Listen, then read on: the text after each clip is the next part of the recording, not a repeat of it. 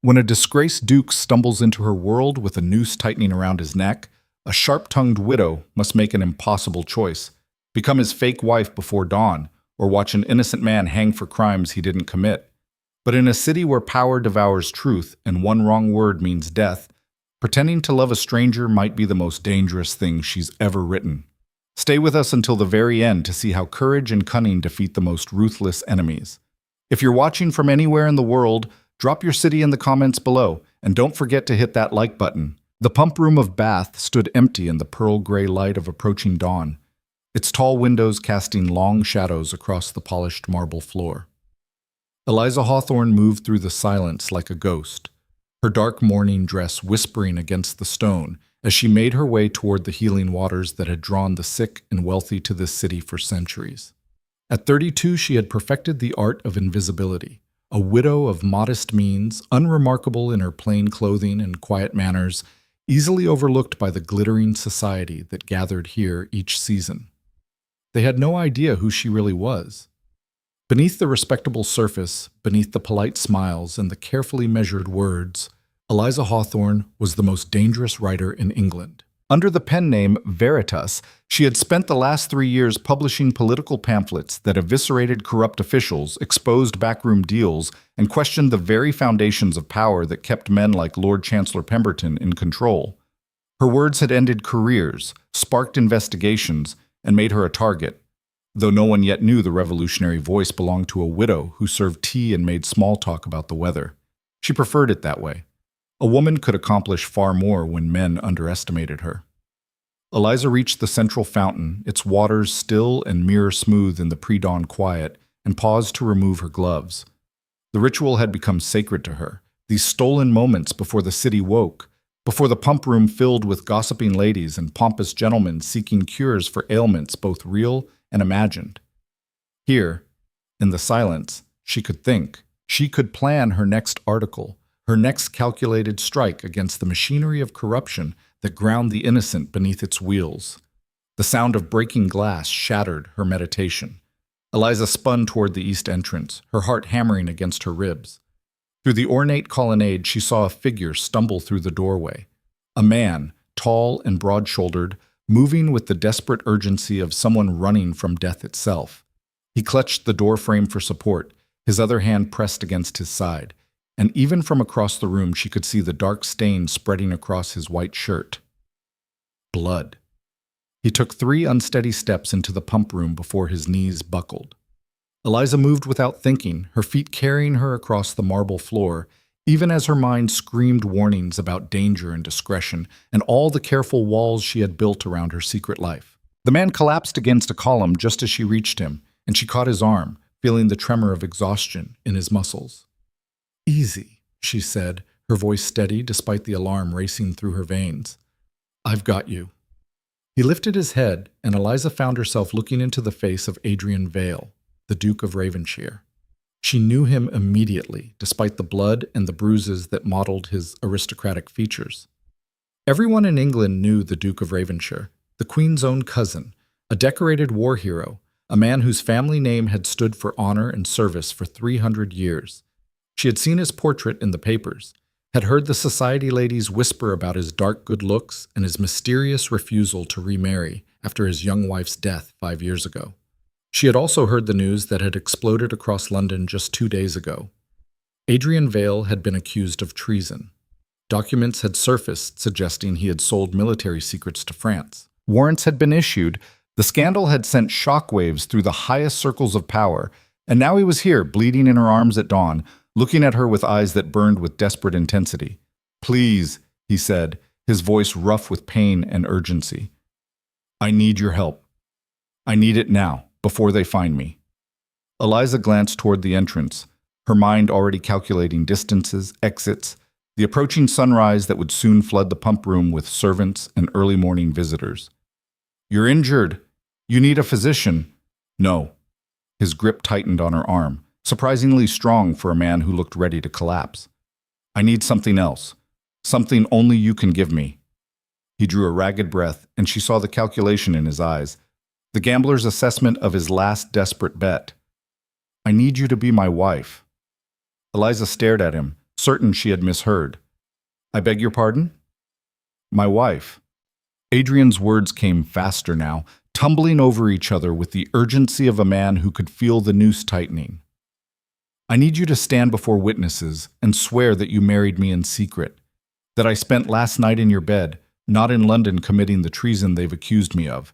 I need an alibi, Mrs. Hawthorne, and I need it before sunrise." The use of her name sent a chill down Eliza's spine. "You know who I am." "I know exactly who you are." Something flickered in his dark eyes. Respect, perhaps, or recognition. "Eliza Hawthorne, widow of Thomas Hawthorne, resident of Laura Place, woman of impeccable reputation." He paused, and his voice dropped to barely a whisper. "I also know. You're Veritas." The world tilted sideways. Eliza released his arm and stepped back, her mind racing through implications and dangers and the sudden terrifying awareness that her most carefully guarded secret had been discovered. "I don't know what you're talking about." "Yes, you do."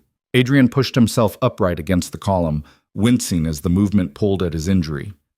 "I've been investigating Lord Chancellor Pemberton for the last 6 months.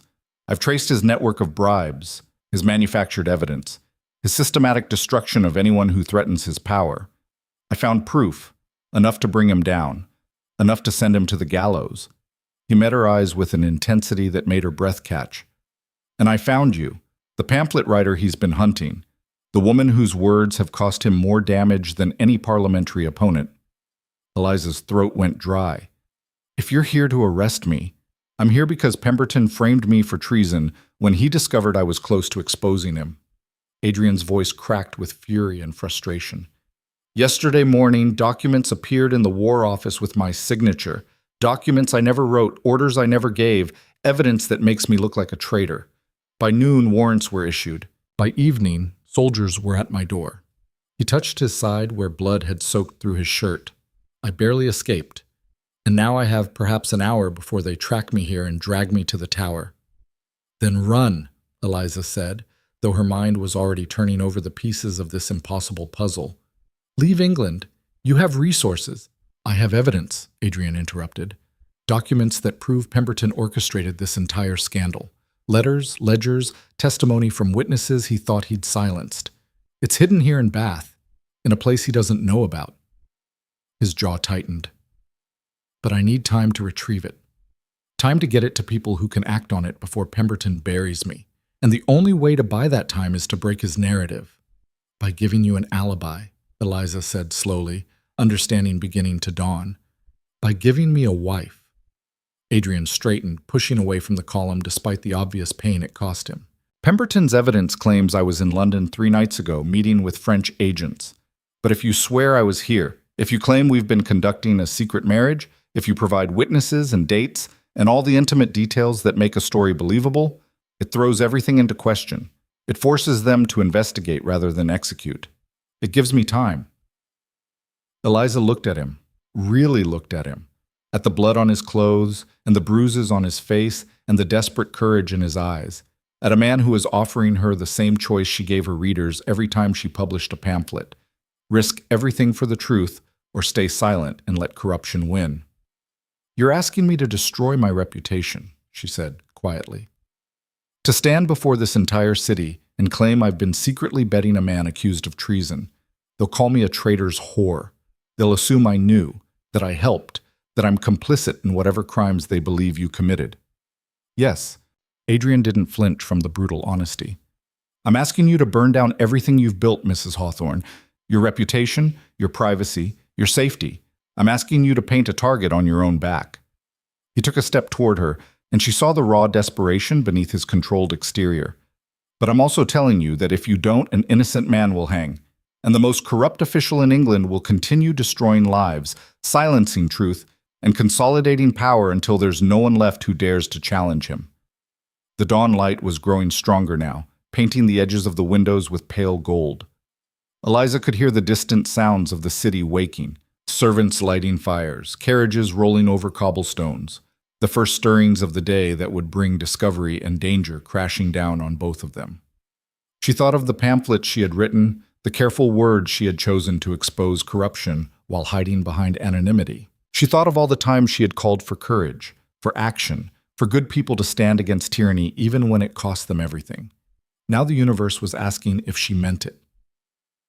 "If I do this," Eliza said, her voice steady despite the fear racing through her blood, "I'm not just playing a role. I'm putting my name on the line, my real name, not a pseudonym." She met his eyes. "Which means you need to tell me the truth, all of it. No more secrets, no more half explanations. If I'm going to burn my life down for you, Your Grace, I need to know exactly what I'm fighting for." Relief and respect flooded Adrian's face in equal measure. "Ask me anything." "The evidence you mentioned, where is it?" "In a bookshop on Milsom Street. The owner is named Nathan Ashford, my brother-in-law, married to my late wife's sister. He's been helping me gather proof against Pemberton for months. The documents are hidden in a false compartment beneath the shop's cellar." Adrian's expression hardened. "But Pemberton's agents are already in Bath. They'll be watching the shop, waiting for me to lead them to it." "Then we don't go to the shop," Eliza said, her mind already working through the problem like one of the puzzles she loved to solve. "Not directly. We create a story so convincing that they have to investigate it instead of just arresting you. We give them doubt, confusion, a narrative that doesn't match what they expect." She began to pace, her thoughts racing ahead to strategy and timing and all the tiny details that would make or break this desperate gamble. "When were you supposedly in London meeting with French agents?" 3 nights ago, Wednesday, between midnight and dawn." "And where were you, actually?" "Here, at my brother-in-law's house, going through the final documents." Eliza nodded, pieces clicking into place. "Then 3 nights ago, you were with me. We've been conducting a secret courtship for months, meeting in quiet places, writing letters, keeping everything hidden because society would disapprove of a duke courting a woman so far beneath his station." She turned back to him, her eyes bright with the particular intensity that came when she was building a story. "Wednesday night we married in secret, a private ceremony, just witnesses and a willing clergy. You spent the night at my house, and you've been there ever since." "Can you prove it?" Adrian asked. "Pemberton will send investigators. They'll question your servants, your neighbors, anyone who might contradict the story." "I live alone," Eliza said. "No servants except a daily maid who arrives at noon. My neighbors are elderly and sleep early. They wouldn't notice a duke slipping into my house after dark." She smiled, though there was no humor in it. "And I have a friend who would swear to anything I asked her to swear to. Clara Morrison, she's a widow like me, respectable and believable. She can claim she witnessed our secret marriage." "That still leaves the clergy. We'd need someone willing to falsify church records." "Leave that to me." Eliza was already moving toward the entrance, her mind leaping ahead to the dozen problems they would need to solve before the sun fully rose. "I know people. People who owe me favors, people who hate Pemberton as much as you do." She glanced back at him. "But first, we need to get you cleaned up and into my house before anyone sees you like this. Can you walk?" Adrian straightened, testing his weight. The bleeding had slowed, and though his face was pale with pain, his eyes were clear and determined. "I can walk." "Then stay close to me and try to look less like a fugitive duke and more like a man sneaking home from his new wife's bed." Eliza pulled her shawl from her shoulders and handed it to him. "Put this over your shirt. It'll hide the blood until we're out of sight." They moved through the pump room's north exit, emerging into the narrow streets of Bath just as the city began its daily awakening.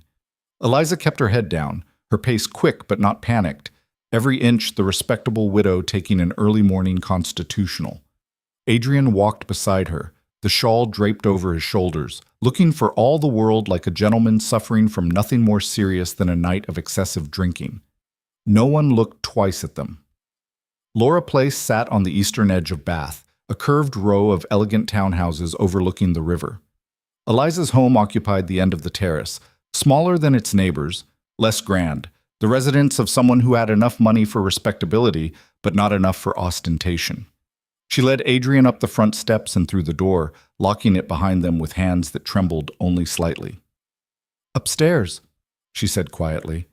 "The bedroom at the end of the hall. I'll bring water and bandages."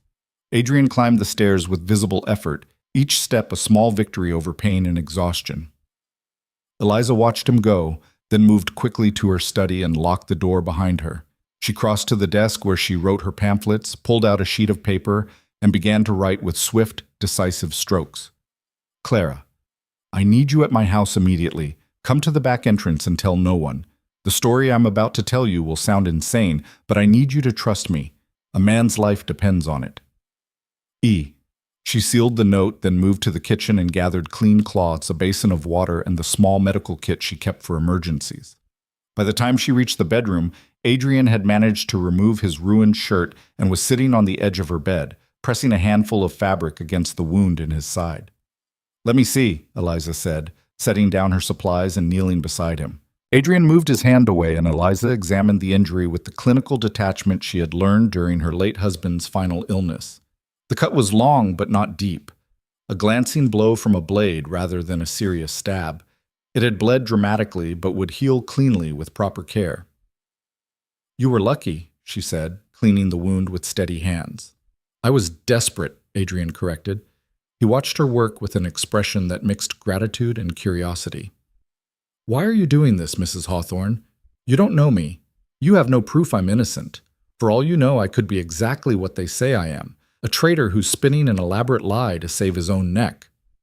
Eliza met his eyes as she wrapped clean bandages around his torso. I've spent 3 years studying how power works in this country, Your Grace. I've learned to recognize the patterns of corruption, the signatures of manufactured scandals. And I've learned that when someone like Lord Chancellor Pemberton moves this quickly to destroy someone, it's usually because that person got too close to the truth. She tied off the bandage with a firm knot. Besides, I read the documents that surfaced against you, the so-called evidence. And the writing style was wrong. Eliza stood and began gathering her supplies. Subtle things, word choices, sentence structure, the rhythm of the language. I've made it my business to study how powerful men write, and those documents weren't written by a military officer with your background. She smiled thinly. They were written by someone trying very hard to sound like you, and not quite succeeding. Adrian stared at her with something approaching awe. You could tell that just from reading the reports? I make my living with words, Your Grace. I noticed these things.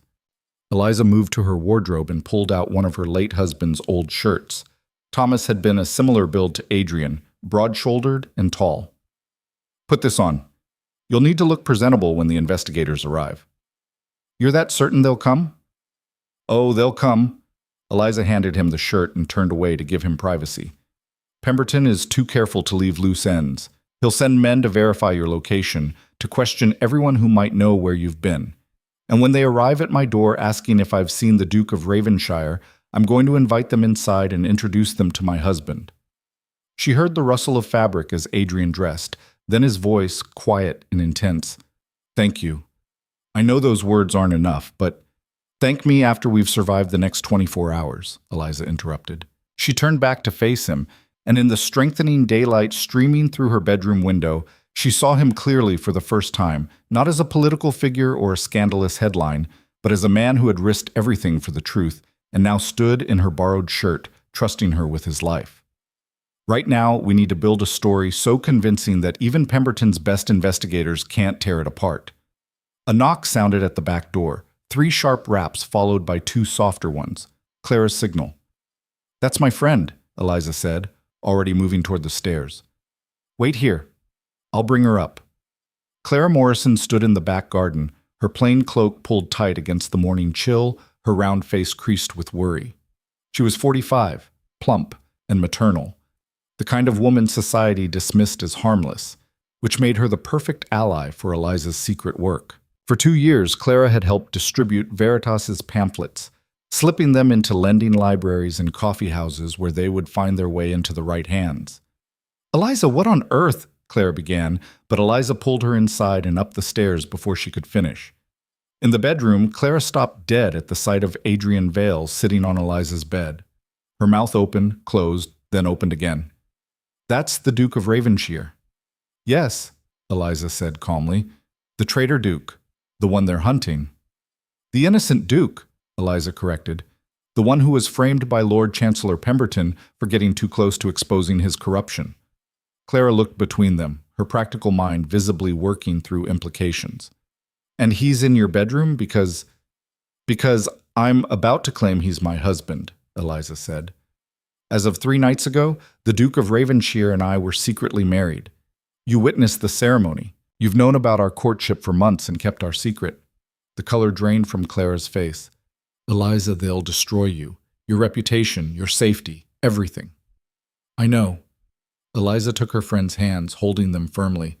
"But if we don't do this, they'll hang him, and Pemberton will continue crushing anyone who challenges him. You've seen what he's done, the lives he's ruined, the truth he's buried. This is our chance to stop him." Clara studied her for a long moment, then turned to Adrian. "Is it true? Do you have proof against Pemberton?" "Yes," Adrian said simply. "Enough to end him, if I can stay alive long enough to present it." "And if this fails? If they see through the deception?" "Then we all burn together," Eliza said quietly. "I won't lie to you about the risk, Clara. This is dangerous, possibly deadly, and I'll understand if you say no." Clara was silent for a long moment, her gaze distant as she weighed conscience against safety, friendship against fear. Then she straightened her shoulders and looked at Eliza with the determination that had made her such a valuable ally. "What do you need me to do?" Relief flooded through Eliza like warm water. "I need you to go to St. Michael's and speak to Father Lawrence. Tell him I'm calling in the favor he owes me, the one from 2 years ago, when my pamphlet kept his brother from being arrested for sedition. I need him to backdate a marriage certificate and add it to the church records, today, before noon." "He'll never agree to that," Clara protested. "Falsifying church records is essential," Eliza interrupted, "and Father Lawrence understands that sometimes protecting innocent lives requires bending rules. Go to him, Clara. Make him understand what's at stake." Clara nodded slowly, then surprised them both by crossing to Adrian and looking him square in the face. "If you're lying to her, if this is some elaborate trick to save yourself at her expense, I will personally ensure you suffer for it. Do you understand me, Your Grace?" Adrian met her gaze without flinching. "I understand, and I give you my word as a soldier and a gentleman. Everything I've told her is true." "Then I suppose we're all traitors together now." Clara turned back to Eliza. "I'll be back within 2 hours with news about the certificate. In the meantime, you two need to get your story straight. If investigators come, they'll question you separately. Your details need to match perfectly." After Clara left, Eliza pulled a chair close to the bed and sat facing Adrian. "She's right. We need to build a history, a believable courtship that explains how a duke ended up secretly married to a woman of my station. And we need to do it quickly, before our minds are fogged by exhaustion and fear." For the next hour, they constructed their fiction with the care of architects building a cathedral. Eliza asked questions and Adrian answered, and together they wove a story that balanced romance with practicality, passion with the kind of specific details that made lies convincing. They had met 4 months ago, they decided, at a lecture on Roman architecture. Adrian had been traveling through Bath, escaping the pressures of London society. Eliza had been there to research a pamphlet on public works, though of course the fictional Eliza wouldn't mention that detail. He had admired her intelligence. She had been charmed by his lack of aristocratic pretension. They had begun meeting in quiet places. The lending library, the botanical gardens, the pump room at dawn. "Why the secrecy?" Adrian asked, practicing the narrative they would need to present. "Because society would never accept it," Eliza answered, playing her role. "A duke marrying so far beneath his station. Your peers would have been scandalized. My neighbors would have assumed I was your mistress. We wanted privacy until we could announce it properly. And 3 nights ago, we decided we couldn't wait any longer," Adrian continued. "We married in a private ceremony with only Clara as our witness. Father Lawrence performed the service." "And you spent that night here?" "In my house," Eliza finished. "Which means you couldn't have been in London meeting with French agents, because you were in my bed." They practiced the story until it became smooth, until the lies felt like memories, until they could recite their fictional courtship with the kind of casual intimacy that suggested genuine emotion. And somewhere in the process of building their deception, something unexpected happened. Eliza began to see Adrian Vale not as a political figure or a desperate fugitive, but as a man whose courage matched her own. He was sharp-minded, she realized, quick to understand implications, willing to take risks, unafraid to admit when he didn't know something. He treated her as an equal rather than a useful tool, asking her opinion, building on her suggestions, recognizing that her mind was every bit as strategic as his own. And beneath the aristocratic polish, beneath the Duke's authority, she glimpsed the same quality that had driven her to become Veritas, a fundamental inability to watch injustice and stay silent. "Can I ask you something?" Adrian said during a pause in their rehearsal. "Why did you become Veritas? You had everything to lose and nothing to gain." Eliza was quiet for a moment, remembering the anger that had birthed her pseudonym, the fury that had transformed her from passive observer to active combatant. "My husband died of consumption 5 years ago." Thomas was a clerk at the magistrate's office. A good man, honest and kind. In his final months, he discovered that his supervisor was taking bribes to alter court records, letting guilty men go free, condemning innocent ones. Thomas tried to expose it. She met Adrian's eyes. They destroyed him. They falsified documents, claimed he was the corrupt one, forced him to resign in disgrace. The stress weakened him further. He died believing he had failed. "And you picked up his fight," Adrian said softly. "I picked up my own fight," Eliza corrected. "After Thomas died, I realized something. Society allows women to be invisible. We're overlooked, underestimated, dismissed as decorative or frivolous. But that invisibility is a weapon. It lets us move through spaces men can't access, hear conversations they think we can't understand, gather information they don't realize we possess." She smiled, though there was steel beneath it. "So I became Veritas, the voice they couldn't silence because they couldn't find. And I've been making corrupt men pay ever since." Adrian looked at her with something that might have been admiration or recognition, or perhaps simply the relief of finding someone who understood the cost of choosing truth over safety. "Then we're not so different, you and I. Both of us putting everything at risk because we can't stomach what we see." "No," Eliza agreed. "We're not different at all." The sun had fully risen by the time Clara returned, her face flushed with exertion and victory. "Father Lawrence has done it. The certificate is in the records, dated 3 nights ago.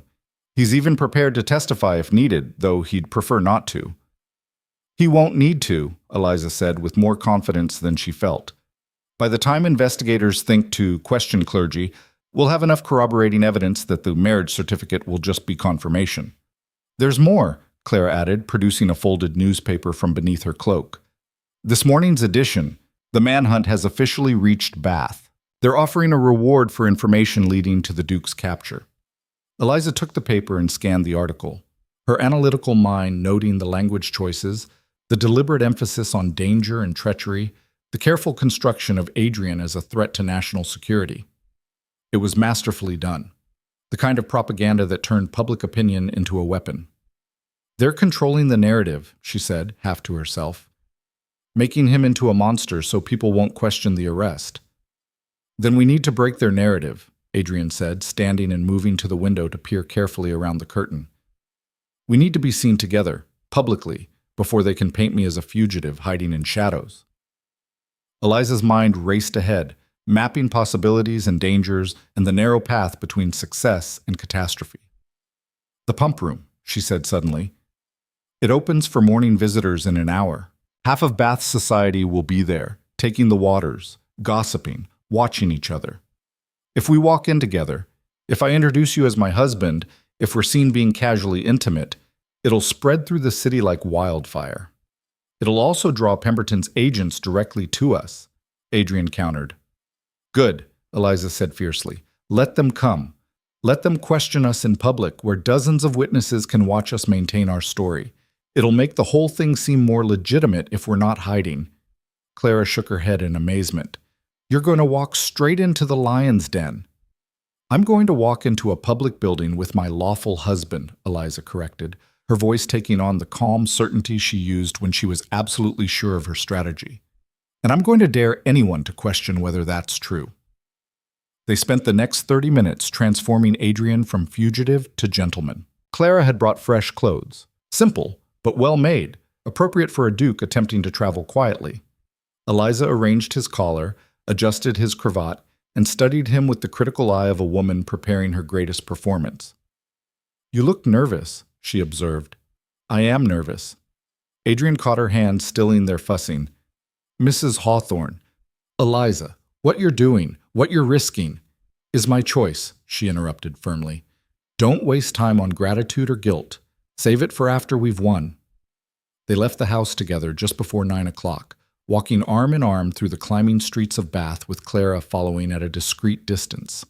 The morning was beautiful, the kind of clear, bright day that made the honey-colored stone of the city glow like gold. People passed them on the street, early shoppers and servants running errands, and Eliza felt their eyes tracking the couple, noting the intimacy, the way Adrian's hand rested on her arm, the comfortable silence that suggested long familiarity. The pump room was already filling when they entered, morning light streaming through the tall windows and illuminating the fashionable crowd gathered around the fountain. Conversation died like a snuffed candle as heads turned toward the entrance. Eliza felt the weight of their stares, felt the collective shock ripple through the room as people recognized Adrian Vale. She lifted her chin and met their gazes with perfect composure, playing the role of a woman who had nothing to hide and no reason to fear. They walked to the fountain together, and Adrian filled 2 glasses with the mineral water. He handed one to Eliza with a small, private smile, the kind of gesture that spoke of intimate knowledge, of mornings spent together, of a connection that went deeper than public performance. Well, Eliza said quietly, just loud enough for the nearest observers to hear. I suppose we're not secret anymore, husband. The word husband detonated like a bomb. Gasps and whispers exploded around them, spreading through the crowd with the speed of flame through dry grass. Eliza saw shock, confusion, scandal, and calculation flash across dozens of faces as Bath society tried to process this impossible revelation. Lady Pemberton, the Lord Chancellor's sister, a woman who ruled Bath's social circles with an iron fist wrapped in silk, pushed through the crowd with murder in her eyes. She was 60. Tall and thin, her face carved into permanent disapproval by decades of judgment. Mrs. Hawthorne, she said, her voice cold enough to freeze water. Perhaps you'd like to explain what you mean by husband. I mean exactly what the word implies, Lady Pemberton. Eliza turned to face her with perfect calm. May I introduce Adrian Vale, the Duke of Ravenshire, my husband, as of 3 nights ago. The crowd erupted. Voices rose in a cacophony of disbelief and scandal, ladies clutching their companions' arms, gentlemen shaking their heads in amazement. Lady Pemberton's face went white, then red, then white again. That's impossible, she spat. The Duke of Ravenshire is a wanted traitor. He's standing right here, Adrian interrupted smoothly, his voice carrying across the shocked silence that followed Lady Pemberton's accusation. And as my wife has just explained, I've been in Bath for the past several days, newly married and celebrating that happy occasion. Hardly the behavior of a traitor on the run, wouldn't you say? This is absurd, Lady Pemberton snarled. Everyone knows you were in London 3 nights ago. The evidence is wrong, Eliza said calmly. As my husband was here with me on the night in question, we have witnesses, documentation, everything necessary to prove his location. She saw the calculation in Lady Pemberton's eyes, saw the woman's mind racing ahead to implications and dangers, and the urgent need to report this development to her brother. The Lord Chancellor had built his case against Adrian Vale on the assumption that the Duke would be captured quickly, tried swiftly, and executed before he could mount an effective defense. A secret marriage, a reliable alibi, a respectable woman willing to stake her reputation on his innocence. All of it threw sand into the machinery of Pemberton's carefully constructed scandal. You're lying, Lady Pemberton said flatly. Both of you. This is a desperate fabrication. Then have it investigated, Eliza challenged. She stepped forward, close enough that Lady Pemberton could see the absolute certainty in her eyes. Call in your brother's agents. Question me, question the Duke, question our witnesses. Examine every detail of our story. I welcome it. Because the truth, Lady Pemberton, is that your brother has framed an innocent man for treason, and I will not stand by and watch him hang for crimes he didn't commit. The gauntlet had been thrown. Around them, Bath society watched with the avid attention of spectators at a particularly dramatic play. This was scandal on a scale they had never witnessed. A duke accused of treason, a widow claiming to be his secret bride, accusations of conspiracy at the highest levels of government. It would be the talk of England before nightfall. Lady Pemberton's eyes narrowed to slits. You have no idea what you've just done, Mrs. Hawthorne, no idea of the forces you've set in motion. Oh, I have every idea, Eliza replied softly. I've been studying those forces for quite some time, your ladyship, and I'm no longer afraid of them. She turned back to Adrian, took his arm, and together they walked out of the pump room with their heads high, leaving chaos and speculation churning in their wake. Outside, in the brilliant morning sunshine, Adrian finally allowed himself to breathe. That was either the bravest or most foolish thing I've ever seen. It was necessary, Eliza corrected. We've bought ourselves time, maybe 12 hours, maybe a full day. Pemberton will have to investigate our story before he can dismiss it. And while his agents are here questioning witnesses and searching for proof of deception, we can retrieve your evidence and get it to people who can act on it. We need to get to Nathan's bookshop, Adrian said. The documents. No, Eliza shook her head firmly. We can't go anywhere near that shop. Not yet. Pemberton's men will be watching it, waiting for exactly that. We need to think like he thinks, anticipate his moves, and stay 3 steps ahead. She glanced at Clara, who had followed them out of the pump room. We need a place to plan. Somewhere private, somewhere unexpected. My house, Clara offered. It's small, unremarkable. No one would think to look for a duke there. They made their way through Bath's winding streets, taking an indirect route designed to spot any followers. The city hummed with its usual morning energy, oblivious to the desperate game being played in its midst. By the time they reached Clara's modest home in the North Quarter, Eliza's mind had already begun constructing the next phase of their strategy. Inside, with the door locked and curtains drawn, they gathered around Clara's kitchen table like generals planning a campaign. Pemberton will send his best investigators, Adrian said, tracing patterns on the scarred wooden surface. Men who specialize in breaking alibis and destroying reputations. They'll question everyone, your servants, your neighbors, the servants at my brother-in-law's house. They'll look for any inconsistency, any detail that doesn't align. Then we give them consistency, Eliza replied. We make our story so detailed, so thoroughly documented, that questioning it becomes harder than accepting it. She pulled out paper and began making notes. We need to establish a timeline. Where were you every hour for the past week? Who saw you? Who spoke to you? What did you do? They worked for hours, building a fortress of fabricated detail. Eliza's mind proved invaluable. Her writer's imagination combined with her analytical precision allowed her to anticipate questions and construct answers that felt organic rather than rehearsed.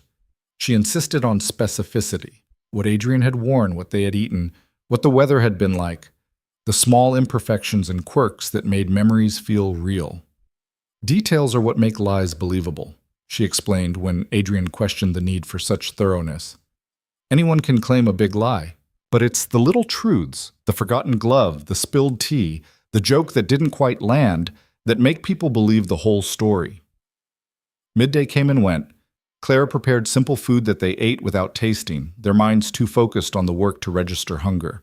And as they built their defense, Eliza found herself admiring Adrian's mind more and more, the way he thought, the connections he made, his willingness to question his own assumptions and build on better ideas. It was strange, she thought, how quickly partnership could form under pressure, how danger had a way of stripping away pretense and forcing people to see each other clearly. She had known this man for less than 12 hours, and yet she trusted him more than most people she had known for years. A sharp knock at Clara's door froze them all mid-sentence. 3 hard raps, then silence. The sound of authority demanding entrance. They're here, Adrian said quietly, his hand moving instinctively toward his side where a sword would normally hang. Eliza stood, smoothing her dress and arranging her face into an expression of calm curiosity. Then we give them the performance of our lives. She walked to the door and opened it to find 2 men standing on Clara's step. One was tall and thin, dressed in the plain dark suit of a government official. The other was shorter, rounder, with calculating eyes that missed nothing. Behind them, at a discreet distance, waited several constables. Mrs. Hawthorne, the tall man said, though his tone made it clear he already knew the answer. Yes. Eliza smiled politely, as if receiving unexpected visitors was a perfectly ordinary occurrence. How may I help you, gentlemen? I am Inspector Marcus Thorne, and this is my associate, Mr. Wickham. We're investigating the whereabouts of Adrian Vale, the Duke of Ravenshire. We understand you've made certain claims regarding his location? Not claims, Inspector. Facts. Eliza stepped aside and gestured into Clara's small parlor, where Adrian sat at the table with the casual comfort of a man who had nothing to fear. My husband is right here, as I stated this morning. Please, come in. I'm happy to answer any questions you might have. Inspector Thorne's face remained impassive, but Eliza caught the flicker of surprise in his eyes. Whatever he had expected to find, a frightened woman, a desperate conspiracy, an obvious deception, this wasn't it. The trap had been set. Now they just had to survive it. Inspector Thorne moved into Clara's parlor with the deliberate care of a man examining a crime scene. His eyes swept across the modest room, cataloging details. The teacups on the table, the papers scattered across its surface. The way Adrian sat with the loose-limbed ease of someone entirely at home. Mr. Wickham followed, his rounder form moving with surprising grace as he positioned himself near the door, blocking the only exit. Your Grace, Thorne said, his voice flat and professional. You've been quite difficult to locate. I haven't been hiding, Inspector. Adrian gestured to the empty chairs. Please, sit. My wife and I have nothing to conceal. The word wife hung in the air like a challenge. Thorne's jaw tightened almost imperceptibly, but he accepted the chair, settling into it with rigid formality. Wickham remained standing, his calculating gaze moving between Eliza and Adrian with the intensity of a man searching for cracks in a facade. Mrs. Hawthorne, Thorne began, pulling a leather notebook from his coat. You claim to have married the Duke of Ravenshire 3 nights ago. That would be Wednesday, the 14th. Is that correct? It's not a claim, Inspector. It's a fact. Eliza poured tea with steady hands, her movements unhurried and graceful. We were married at St. Michael's Church at 11 o'clock that evening. Father Lawrence performed the ceremony. Mrs. Morrison served as our witness. Clara nodded from her position near the fireplace, her round face composed despite the tension crackling through the room. I was honored to attend.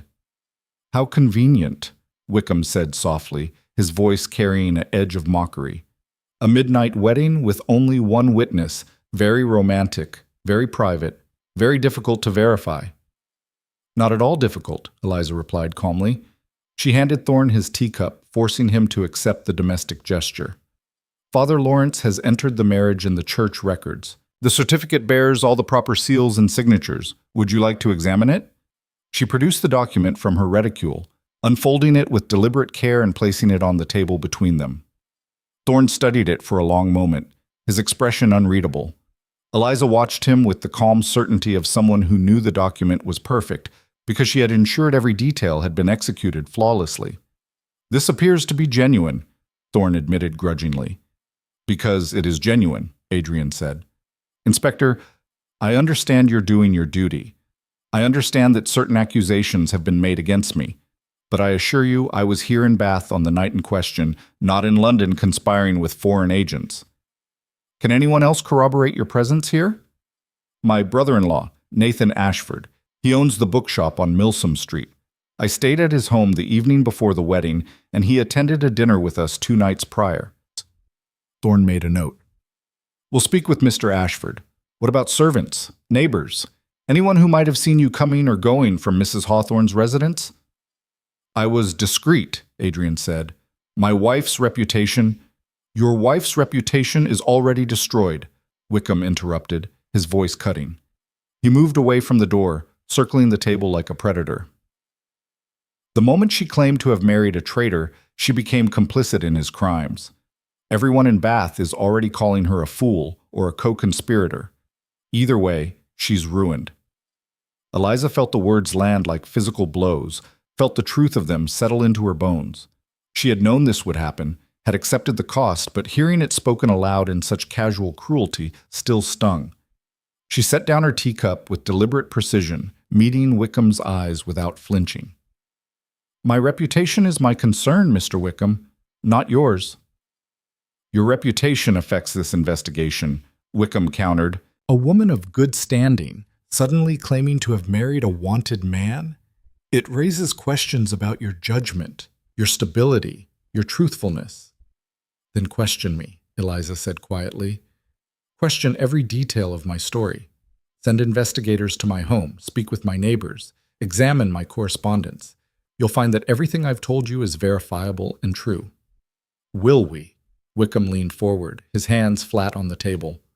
Or will we find that you're a lonely widow who allowed herself to be seduced by a desperate aristocrat, a woman so starved for attention that she'd help a traitor escape justice in exchange for the fantasy of being a duchess? The venom in his voice was deliberate, calculated to provoke a reaction. Eliza felt anger flash through her, hot and immediate, but she held it in check with the iron discipline she'd developed through years of writing inflammatory pamphlets while maintaining a facade of respectability. If that were true, she said softly, I would be a very foolish woman indeed. But I assure you, Mr. Wickham, I am not foolish, and I am not easily seduced. Adrian's hand moved to cover hers on the table, a gesture of support that looked tender but carried a warning. Don't let them bait you. Stay calm. Thorne cleared his throat, reclaiming control of the interrogation. Let's focus on facts, shall we? Mrs. Hawthorne, you claim the Duke spent Wednesday night at your residence. Can you describe that evening in detail? And so began the true test. For the next 2 hours, Thorne and Wickham questioned them relentlessly, separately and together, probing every aspect of their fabricated history. They asked about the courtship, the proposal, the decision to marry in secret. They demanded timelines, descriptions, the kind of intimate details that only genuine lovers would know. Eliza answered with the careful precision of someone recounting real memories. She described how Adrian had taken sugar in his tea but no cream, how he'd paced while thinking, wearing a path in her carpet, how he'd fallen asleep in her reading chair with a book of poetry open on his chest, and she'd covered him with a blanket rather than wake him. Small details, imperfect moments, the texture of actual life. Adrian matched her story beat for beat. He remembered the blue dress she'd worn the night they'd met at the architecture lecture, though he got the shade slightly wrong, calling it sapphire when she'd said navy, the kind of minor discrepancy that made the memory feel authentic rather than rehearsed. He described her laugh, her habit of tucking hair behind her ear when concentrating, the way she took notes in the margins of books. The investigators pushed harder.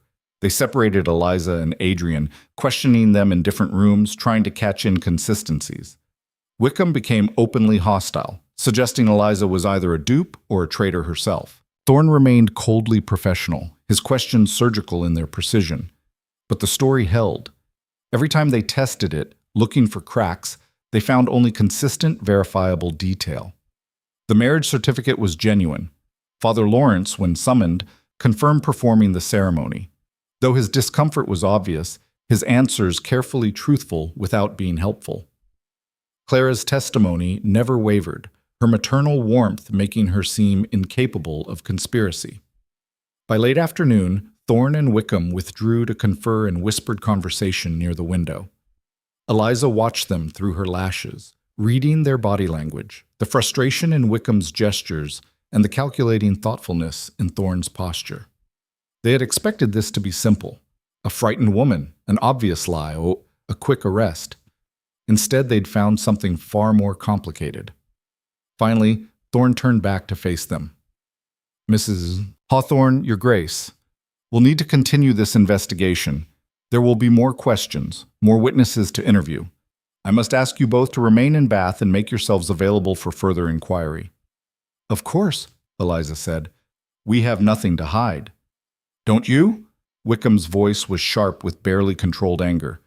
The Duke of Ravenshire stands accused of treason, documents bearing his signature, testimony from reliable witnesses, evidence that's been verified by the War Office itself. And yet you expect us to believe he's innocent because a widow claims he was in her bed? I expect you to investigate, Eliza replied evenly. I expect you to examine the evidence against my husband with the same rigor you're applying to our marriage.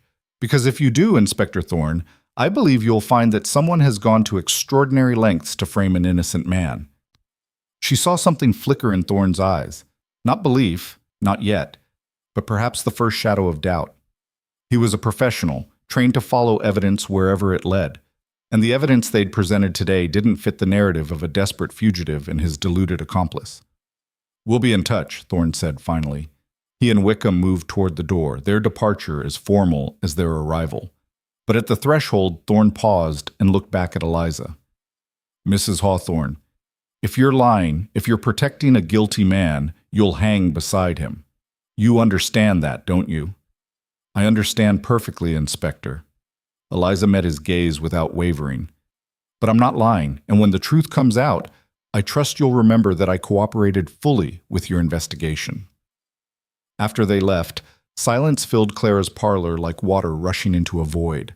Eliza felt her careful composure begin to crack, felt the weight of the past 12 hours pressing down on her shoulders. She had gambled everything, her reputation, her safety, her life, on a stranger's word and her own ability to deceive professional investigators. "That was extraordinary," Clara breathed, breaking the silence. "The way you both held together under that pressure." "We're not safe yet," Adrian interrupted. He moved to the window, peering carefully around the curtain. "They're watching the house. 2 men across the street trying to look inconspicuous." "Of course they are." Eliza forced herself to think past the exhaustion, to plan the next move in this desperate game. "Thorne may have doubts, but Wickham is convinced we're lying. They'll follow us, watch everyone we speak to, wait for us to make a mistake." "Which means we can't retrieve the documents from Nathan's shop," Adrian said, frustration evident in his voice. "They'll be watching that location especially carefully. The moment we approach it, they'll know we're after something." "Then we don't approach it." Eliza stood and began pacing, her mind working through possibilities. "We need to get a message to Nathan without being seen. Someone who wouldn't attract attention, someone the investigators have no reason to watch." "Who?" Clara asked. "Everyone connected to either of you is now suspect." Eliza stopped pacing, an idea forming. "Not everyone. There's a boy, Thomas, the apprentice at the lending library. He runs errands all over the city, delivering books and messages. No one pays attention to him. He's practically invisible." "Can he be trusted?" "I've used him before to distribute pamphlets. He's smart, discreet, and he despises authority." Eliza smiled thinly. "He'll help us, especially if he knows it's a strike against Lord Chancellor Pemberton." "Even if we get word to Nathan," Adrian said, "we still have the problem of retrieving the documents without being seen. Pemberton's agents will be watching that shop day and night. Then we create a distraction." Eliza's mind was racing now, pieces clicking into place with the satisfying precision of a well-constructed argument. Something big enough to draw their attention away from the bookshop long enough for Nathan to move the evidence. What kind of distraction? Eliza met Adrian's eyes, and in them she saw the same reckless courage that had made her agree to this mad scheme in the first place. The kind that puts me directly in the line of fire. Over the next hour, they planned with the intensity of soldiers before battle. Eliza would return to her home, openly, with Adrian at her side, making no attempt to hide. They would act like a newly married couple settling into domestic life, giving Pemberton's watchers exactly what they expected to see. But while the investigators' attention was fixed on Eliza's house, Clara would slip out the back way and make contact with Thomas at the lending library. The boy would carry a message to Nathan. Tonight, after dark, move the documents. Get them out of the bookshop and into a new hiding place, Clara's house, unremarkable and unsuspected. While Pemberton's men watched Eliza and Adrian, the evidence would slip through their fingers like water. It was dangerous, it required perfect timing, and it assumed Pemberton's agents were predictable enough to be manipulated. "If this fails," Adrian said quietly, after Clara had left to begin her part of the plan, "they'll arrest us both. Tonight. Before we have a chance to present any evidence. Then we'd better not fail." Eliza gathered her reticule and gloves, preparing to walk back out into the hostile city. "Besides, failure isn't something I've ever been particularly good at." They left Clara's house in full view of the watchers, walking arm in arm like a couple without a care in the world. Eliza could feel eyes tracking their progress, could sense the invisible noose tightening with each step, but she kept her chin high and her pace unhurried, every inch the respectable woman who had nothing to fear. The walk to Laura Place took 20 minutes. By the time they reached Eliza's front door, a small crowd had gathered, Neighbors pretending to tend their gardens while watching with undisguised curiosity, servants loitering on nearby stoops, and the inevitable watchers who made no pretense of their surveillance. "Quite the audience," Adrian murmured as Eliza unlocked the door. "Let them watch," she replied. "The more people who see us acting normally, the harder it becomes for Pemberton to claim we're desperate fugitives." Inside, with the door closed behind them, Eliza finally allowed herself to breathe. The house felt different now. No longer a private sanctuary, but a stage where every action would be scrutinized, every word potentially overheard. She moved through the rooms, lighting lamps against the gathering dusk, while Adrian stood at the window watching the street below. "3 watchers that I can see," he reported. "Probably more I can't." "Good." Eliza joined him at the window, standing close enough that anyone watching would see them as a couple in intimate conversation. Let them exhaust themselves watching nothing. By the time they realize what's really happening, it'll be too late. As night fell over Bath, the tension in the house grew like a living thing. Eliza tried to occupy herself with normal activities, preparing dinner, reading, writing in her journal, but her mind kept returning to Clara and Thomas and Nathan, to all the moving parts of their desperate plan. If any single piece failed, if Pemberton's men were smarter or more numerous than they'd anticipated, this entire gamble would collapse. Adrian paced like a caged wolf, his frustration palpable. He was a man of action, a soldier accustomed to fighting his enemies directly. This waiting, this careful manipulation of information and perception went against every instinct he possessed. "You're going to wear a hole in my carpet," Eliza observed, watching him make another circuit of the room. "I should be out there, moving the documents myself, not hiding here while others take the risk." "If you go out there, you lead them directly to what we're trying to protect." Eliza set down her book and crossed to him, catching his arm to still his restless movement. "This is the hardest part. Trusting others. Accepting that sometimes the most useful thing you can do is nothing." Adrian looked down at her, and in the lamplight she saw the war being fought behind his eyes. Duty against desire, strategy against instinct. How do you stand it? Hiding behind words instead of taking direct action. "Words are action," Eliza replied softly. "Every pamphlet I've written, every truth I've exposed, those are strikes against the enemy every bit as devastating as any sword blow. More devastating, perhaps, because they can't be defended against with armor or military tactics." She held his gaze. "Power hates nothing more than the truth spoken clearly. That's why Pemberton wants to silence you, because you found proof of his corruption, and proof is a weapon he can't fight." Before Adrian could respond, a soft knock sounded at the back door. 3 raps, pause, 2 more. Clara's signal. Eliza's heart leaped into her throat. She moved swiftly through the darkened house, Adrian close behind her, and eased open the kitchen door to find Clara standing in the shadows, her face flushed with exertion and triumph. "It's done," Clara whispered, slipping inside. Thomas delivered the message. Nathan understood. He's moving the documents now, through the old smuggler's tunnel that runs under Milsom Street. By dawn, they'll be in my cellar, and Pemberton's men will still be watching an empty bookshop. Relief flooded through Eliza so intensely it made her dizzy. "You're certain you weren't followed?" "I took every precaution. Changed clothes twice, used the back alleys, doubled back 3 times. Clara's eyes shone with exhilaration. "They're not watching me, Eliza. They're all focused on you and the Duke. You've become such compelling targets that everyone else has become invisible." "That was the plan," Adrian said, but his voice carried an edge of concern. "Now comes the hard part, keeping their attention long enough for the evidence to reach the right hands." "And who are the right hands?" Clara asked. "We have the documents, but who can we trust with them? Pemberton has influence everywhere. Magistrates, judges, military officers. If we give the evidence to the wrong person, it'll simply disappear." Eliza had been thinking about this question since the moment Adrian had first told her about the documents. Lord Chancellor Pemberton's power extended deep into the machinery of government, but it wasn't absolute. There were still men of integrity, officials who valued truth over political expedience. The trick was identifying them and reaching them before Pemberton could intervene. "The Duke of Wellington," she said suddenly. "He's in London, but he's beyond Pemberton's reach. A war hero, respected by the Queen, powerful enough to demand a real investigation." "Wellington." Adrian nodded slowly. "Yes." He'd listen. "And he has the authority to force Pemberton to answer charges." His expression darkened. But getting the documents to London without being caught, that's another problem entirely. Every road out of Bath will be watched. They'll search every coach, every wagon, every traveler who looks even remotely suspicious. Then we don't send the documents by road, Eliza said. A plan was forming in her mind, audacious and dangerous. We print them. We turn Pemberton's own weapons against him. Publicity, scandal, the power of the press.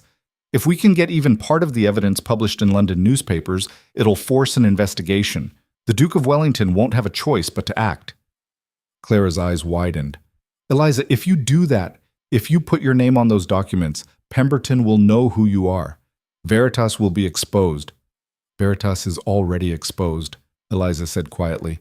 The moment I stood in that pump room and claimed Adrian as my husband, I burned that bridge.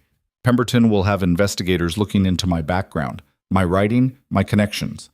It's only a matter of time before someone makes the connection. She turned to Adrian. So we use that. We stop hiding and start fighting in the open. They'll arrest you, Adrian said flatly. The moment those documents are published with your name attached, they'll come for you. Charge you with sedition, conspiracy, treason, whatever it takes to silence you. Let them try. Eliza felt the familiar fire building in her chest, the same righteous fury that had made her become Veritas in the first place. I have something Pemberton doesn't, credibility with people who matter. For 3 years, Veritas has been speaking truth that no one else would say. Readers trust that name.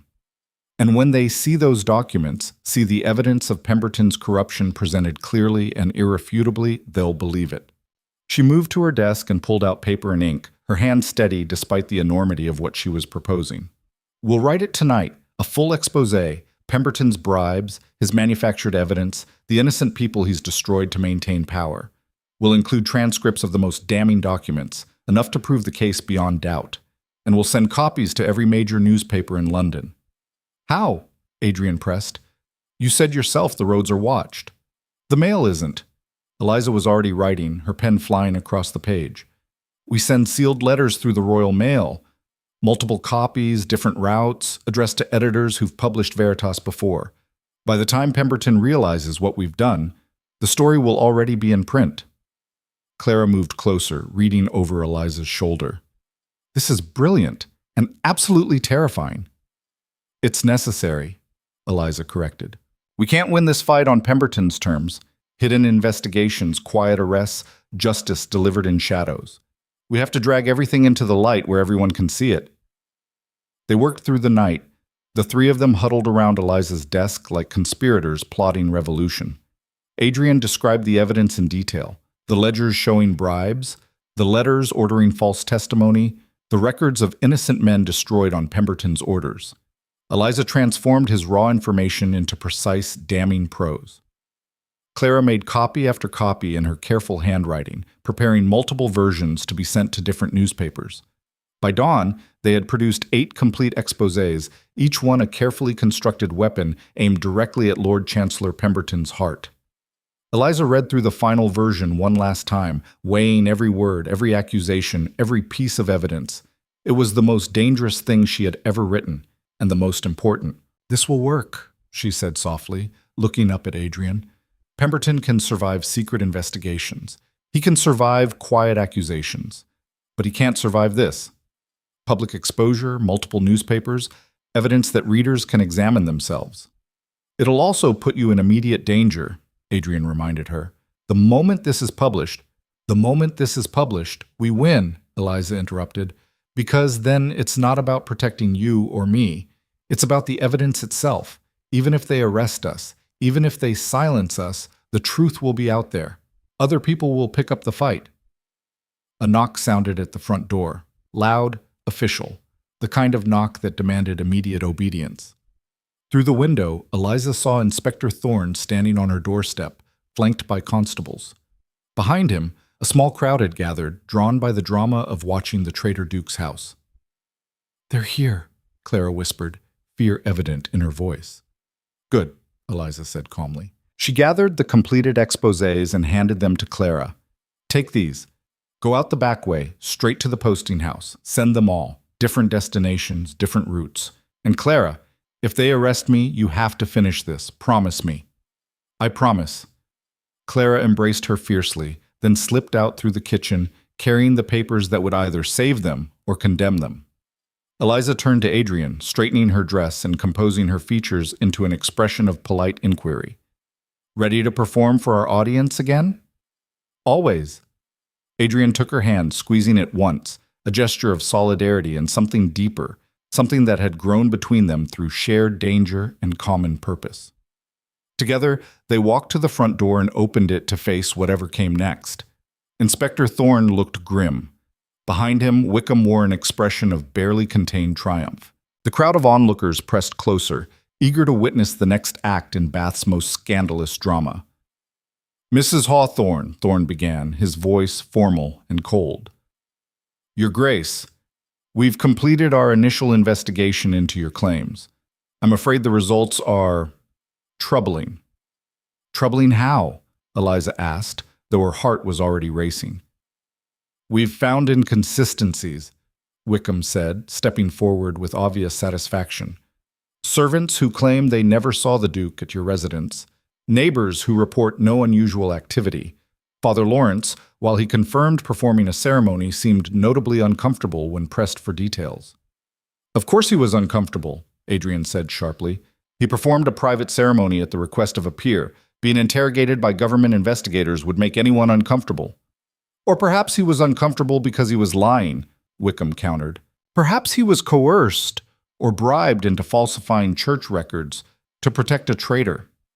"That's absurd," Eliza said, but she could see where this was heading. Pemberton's men had done their work, planting doubt, suggesting alternative explanations, building a case that would allow them to dismiss the alibi and proceed with the arrest. "Is it?" Thorne pulled out his notebook and read from it in a flat, official tone. "Mrs. Hawthorne, you claim the Duke spent 3 nights at your residence. Yet your Daily Maid reports that when she arrived each morning, she saw no evidence of a second person, no extra dishes, no disturbed furniture, no signs that anyone but you had been present." "Because I cleaned up before she arrived," Eliza said smoothly. "I'm a widow living alone, Inspector. I'm accustomed to maintaining my own household." "How convenient," Wickham sneered. "Every time we find a hole in your story, you have a perfectly reasonable explanation ready. It's almost as if you've rehearsed this."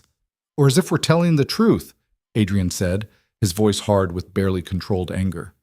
"Inspector Thorne, I understand you're under pressure to arrest me. I understand that Lord Chancellor Pemberton wants this matter resolved quickly and quietly. But I'm asking you, as one servant of the Crown to another, to consider the possibility that you're being used, that the evidence against me was manufactured by the very man I was investigating." Something flickered across Thorne's face, uncertainty perhaps, or the recognition that he'd been placed in an impossible position, but it vanished as quickly as it appeared, replaced by professional detachment. "Your Grace, I have my orders. Documents have been presented that suggest you committed treason.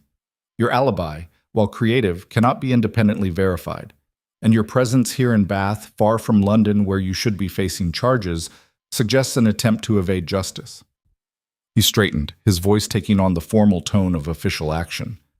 "Adrian Vale, Duke of Ravenshire, I am placing you under arrest on charges of high treason against the Crown." The crowd erupted in gasps and excited whispers. Constables moved forward to restrain Adrian, and Eliza felt the world tilting sideways, felt the careful plan they'd constructed beginning to crumble. "No." She stepped between Adrian and the constables, her voice ringing with an authority that stopped them in their tracks. "Inspector Thorne, if you arrest my husband, you are making a grave mistake. The evidence against him is false, manufactured by a corrupt official to silence someone who threatened to expose his crimes." "Mrs. Hawthorne, step aside. I will not." Eliza's voice carried across the street, reaching the assembled crowd, the watching neighbors, the witnesses whose opinions would shape the story of what happened here. "Inspector Thorne, Lord Chancellor Pemberton has framed an innocent man. He's fabricated evidence, suborned witnesses, and perverted justice to protect his own corruption.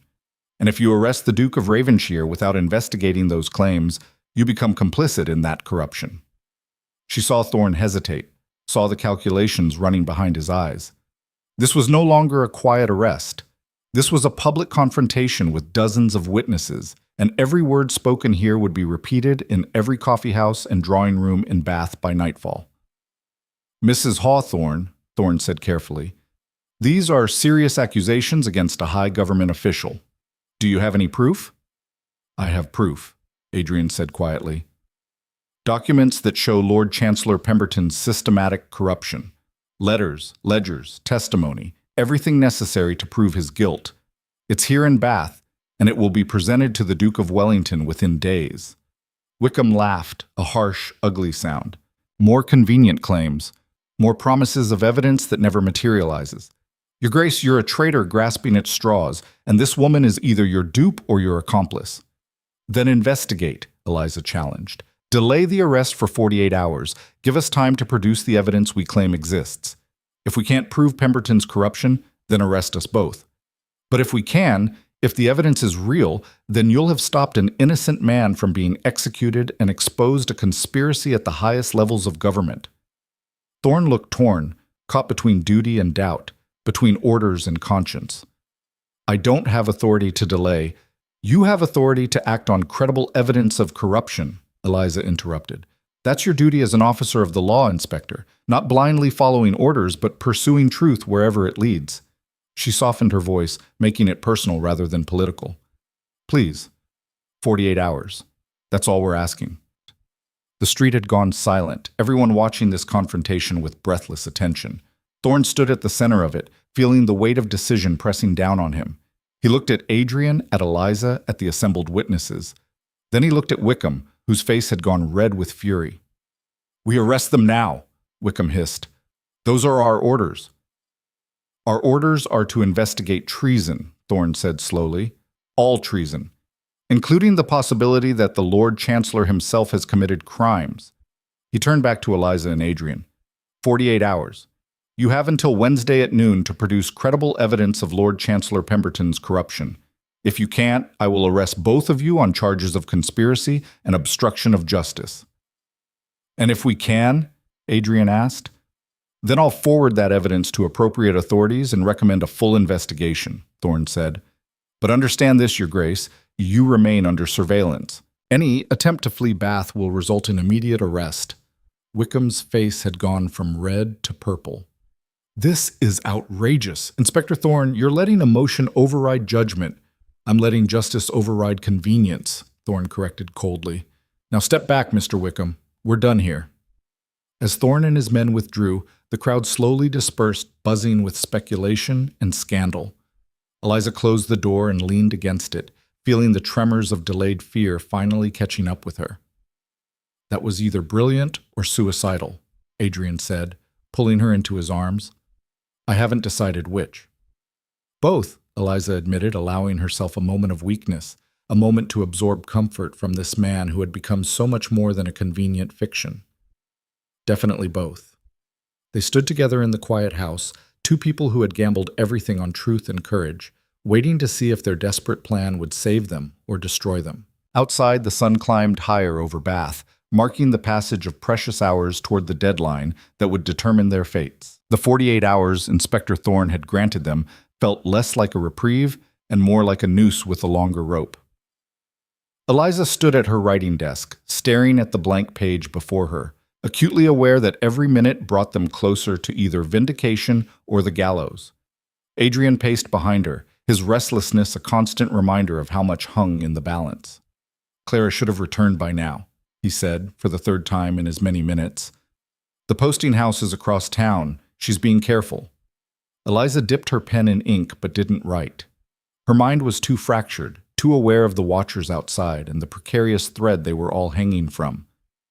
If she rushed, she'd draw attention. If she's been caught, then we adapt.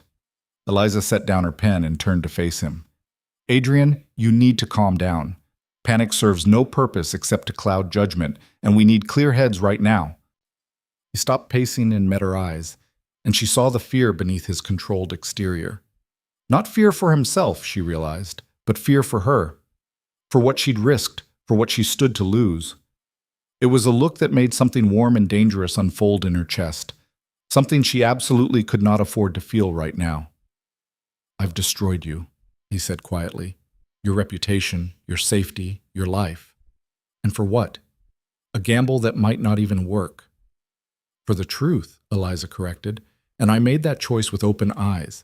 Don't insult me by suggesting I'm some helpless victim who didn't understand the consequences. She crossed to him, close enough to see the exhaustion etched into his features. We're partners in this, remember? Equal stakes, equal risk. Before Adrian could respond, the back door opened and Clara slipped inside, her face flushed with exertion and something else, triumph mixed with terror. It's done, she breathed, leaning against the doorframe. All 8 copies posted, different destinations, different routes. The London papers should have them by tomorrow evening at the latest. Relief washed through Eliza so intensely it left her momentarily dizzy. Any trouble? 2 men were watching the posting house, but they were looking for you and the Duke, not a middle-aged widow mailing letters. Clara moved into the kitchen and collapsed into a chair. I use different handwriting on each envelope, different sealing wax. Even if they intercept 1 or 2, the others will get through. And Nathan, the documents? Safe in my cellar, exactly where we planned. Pemberton's men are still watching the bookshop, waiting for something that's no longer there. Clara's smile was grim. We've bought ourselves time. The question is, what do we do with it? We wait, Adrian said, frustration evident in his voice. We sit here like targets while Pemberton's agents circle closer, hoping our letters reach London before they arrest us. No. Eliza's mind was already racing ahead, seeing patterns and possibilities that had been hidden before. We don't just wait. We use these next hours to strengthen our position, make it harder for Pemberton to dismiss what's coming. How? Clara asked. By building a public record. By creating witnesses. Eliza began pacing now, her strategic mind fully engaged. Think about it. When those exposés are published, Pemberton will claim their lies. He'll say we fabricated everything, that we're desperate traitors inventing conspiracy theories to save ourselves. But if we've already been publicly stating these accusations, if we have witnesses who heard us make specific claims before the evidence appeared, it becomes much harder to dismiss. Adrian's eyes lit with understanding. You want to go public again. Make formal statements on the record about what we know. More than that, I want to force Pemberton to respond while he still thinks we're helpless. Eliza grabbed paper and began making notes, her pen flying across the page. We write to the Bath Chronicle. We request they publish an open letter detailing the accusations against Pemberton. Nothing that reveals where the evidence is hidden, just the broad strokes. Corruption, manufactured charges, abuse of power. They'll never publish it, Clara protested. The Chronicle is conservative, respectable. They won't print such inflammatory accusations against a Lord Chancellor without proof. They will if we force their hand, Eliza said. A plan was crystallizing in her mind, audacious and dangerous. Adrian, how many allies do you have in Bath? People who know your character, who would vouch for you publicly? A few. My brother-in-law Nathan, obviously. Colonel Whitmore. We served together in the Peninsula War. He's retired here. Perhaps a dozen others who'd trust my word over government propaganda. Adrian frowned. But asking them to speak publicly would put them at risk. Then we give them a reason to take that risk, Eliza interrupted. We call a public meeting. Tonight, we invite everyone who's willing to hear the truth, and we present our case in front of witnesses. Make it formal, make it official, make it impossible to ignore. The audacity of it took Clara's breath away. Eliza, that's madness. You'd be painting an even larger target on your back. The target's already there, Eliza said flatly. The moment I claimed Adrian as my husband, I became Pemberton's enemy. Hiding won't change that. But going public, forcing the confrontation into the open where people can see and judge for themselves, that might actually protect us. It's harder to make people disappear when everyone's watching. Adrian studied her with an expression that mixed admiration and concern. You're talking about putting on a trial, prosecuting Pemberton in the court of public opinion before the real courts can act. Exactly. Eliza met his gaze steadily. We can't win in Pemberton's world. The secret investigations, the manipulated evidence, the justice delivered behind closed doors. But in the open, where ordinary people can hear both sides and make their own judgments. That's where we have a chance. It's also where we're most vulnerable, Adrian said. Pemberton could have us arrested the moment we step into a public space. Thorne gave us 48 hours, but that doesn't mean we're safe. Thorne won't arrest us, Eliza said with more confidence than she felt. Not immediately. He's a professional. He wants the truth, or at least he wants to be seen as pursuing it. If we present our case publicly and he arrests us before we can speak, it'll look like suppression, like Pemberton silencing critics. That'll raise exactly the kind of questions Thorne is starting to ask himself. Clara looked between them, seeing the determination in both their faces. You're really going to do this? You're going to stand in front of Bath Society and accuse the Lord Chancellor of treason? Yes, Eliza said simply, because it's the only move Pemberton won't expect. He thinks we're cornered, desperate, trying to hide until our time runs out. He's not prepared for us to attack. Where? Adrian asked, already shifting from questioning the plan to implementing it. We need a venue that can hold a crowd, somewhere public enough to attract attention, but controllable enough to prevent chaos. The assembly rooms, Eliza said immediately. They're used for public lectures and debates. If we can secure the space for tonight— I can do that, Clara interjected. My cousin manages bookings. For a small fortune and complete discretion, he'll give us the main hall for the evening. Then we have our venue. Eliza was already writing, her mind organizing the dozens of details that would need to fall into place. Clara, in addition to booking the hall, I need you to spread word through your networks. Every pamphlet distributor, every coffeehouse contact, everyone who's ever read Veritas and believed in what we're fighting for. Tell them to come tonight. Tell them the truth is about to be exposed. And what will you be doing? Clara asked. Writing the speech that might save our lives, Eliza replied. Adrian, I need you to contact your allies. Get them to the assembly rooms tonight. We need credible witnesses, people whose word carries weight. If you vouch for me and I vouch for you, and respected members of society stand with us, it makes our accusations much harder to dismiss. For the next several hours, the house became a hub of frantic activity. Clara departed to secure the assembly rooms and spread word through Bath's underground network of reformers and truth-seekers. Adrian wrote careful letters to his few remaining allies, each message calibrated to inspire courage without revealing too much. And Eliza crafted the most important speech of her life, choosing every word with the precision of a surgeon wielding a scalpel. She knew this was her moment. Everything she'd written as Veritas, every anonymous pamphlet exposing corruption and injustice had been building toward this, stepping out of the shadows and speaking truth directly to power, with her name and her life on the line. The words flowed onto the page with brutal clarity. She described Pemberton's corruption not as vague accusations, but as specific crimes, dates, amounts, names of the innocent people he'd destroyed. She detailed the manufactured evidence against Adrian, explaining how signatures could be forged, how documents could be backdated, how a skilled conspirator could create the appearance of guilt where none existed.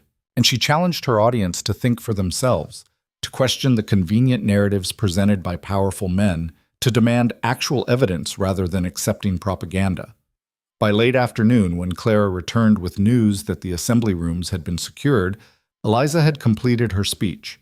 She read it aloud to Adrian and Clara, watching their faces as the full weight of what she was proposing settled over them.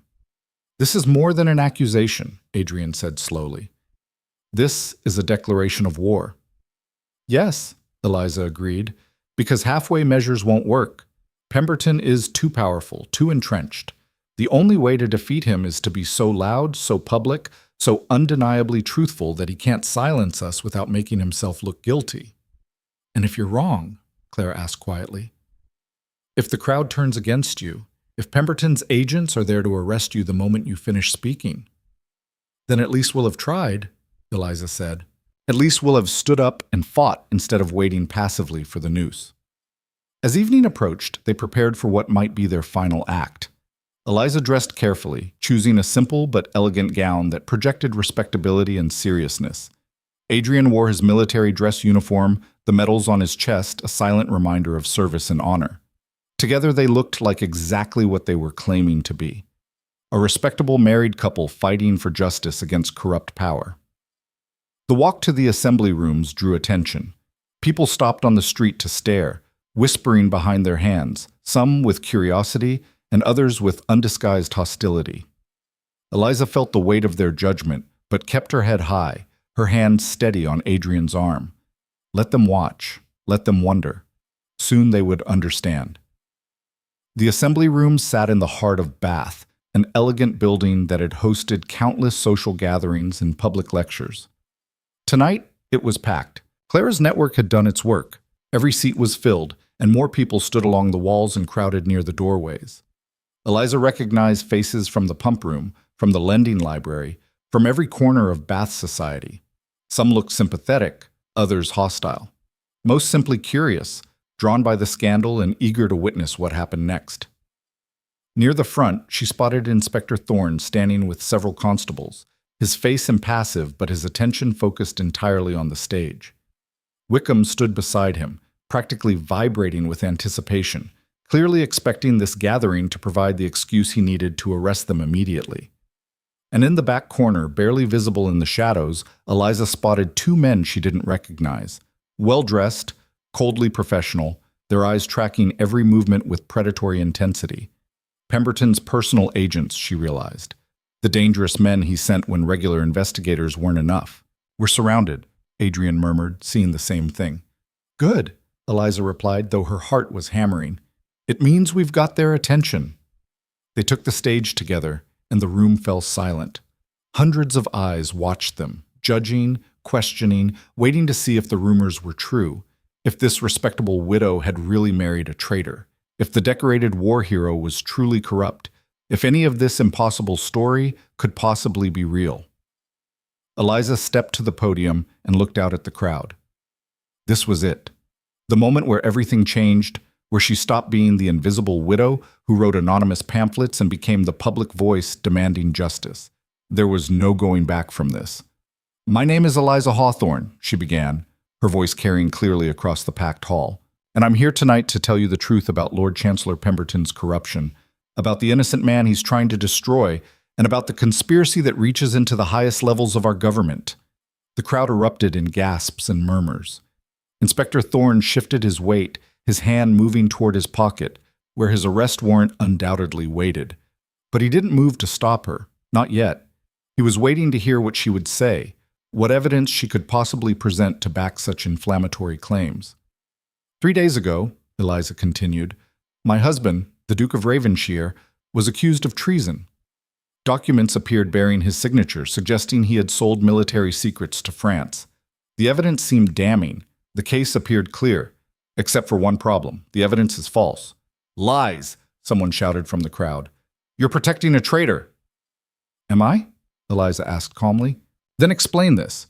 Why would Lord Chancellor Pemberton move so quickly to arrest and execute the Duke? Why not conduct a thorough investigation, question witnesses, examine the evidence carefully? Why the rush to silence him permanently?" She saw uncertainty flicker across some faces, saw people beginning to question the narrative they'd been fed. "I'll tell you why," Eliza said, leaning forward intently. "Because my husband was investigating Pemberton. Because he found proof of systematic corruption, bribes taken, evidence manufactured, innocent people destroyed to protect Pemberton's power. And when the Lord Chancellor realized he was about to be exposed, he did what corrupt men always do. He attacked first. He framed my husband for treason, hoping to execute him before the truth could come out." "Prove it," Wickham called out, his voice sharp with challenge. "You make bold accusations, Mrs. Hawthorne, but where's your proof?" This was the dangerous moment, the tightrope Eliza had to walk. She couldn't reveal where the actual documents were hidden. That would allow Pemberton's agents to seize them before they could reach the Duke of Wellington. But she needed to provide enough specific detail to make her accusations credible. "The proof exists," Eliza said clearly. "Ledgers showing bribes paid to magistrates and judges. Letters ordering false testimony against innocent men. Documents proving that Lord Chancellor Pemberton has systematically perverted justice for his own gain.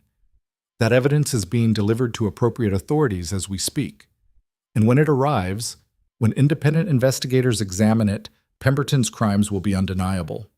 "You're bluffing," Wickham sneered. "This is a desperate lie from a desperate woman." "Is it?" Adrian stepped forward, his military bearing commanding instant attention.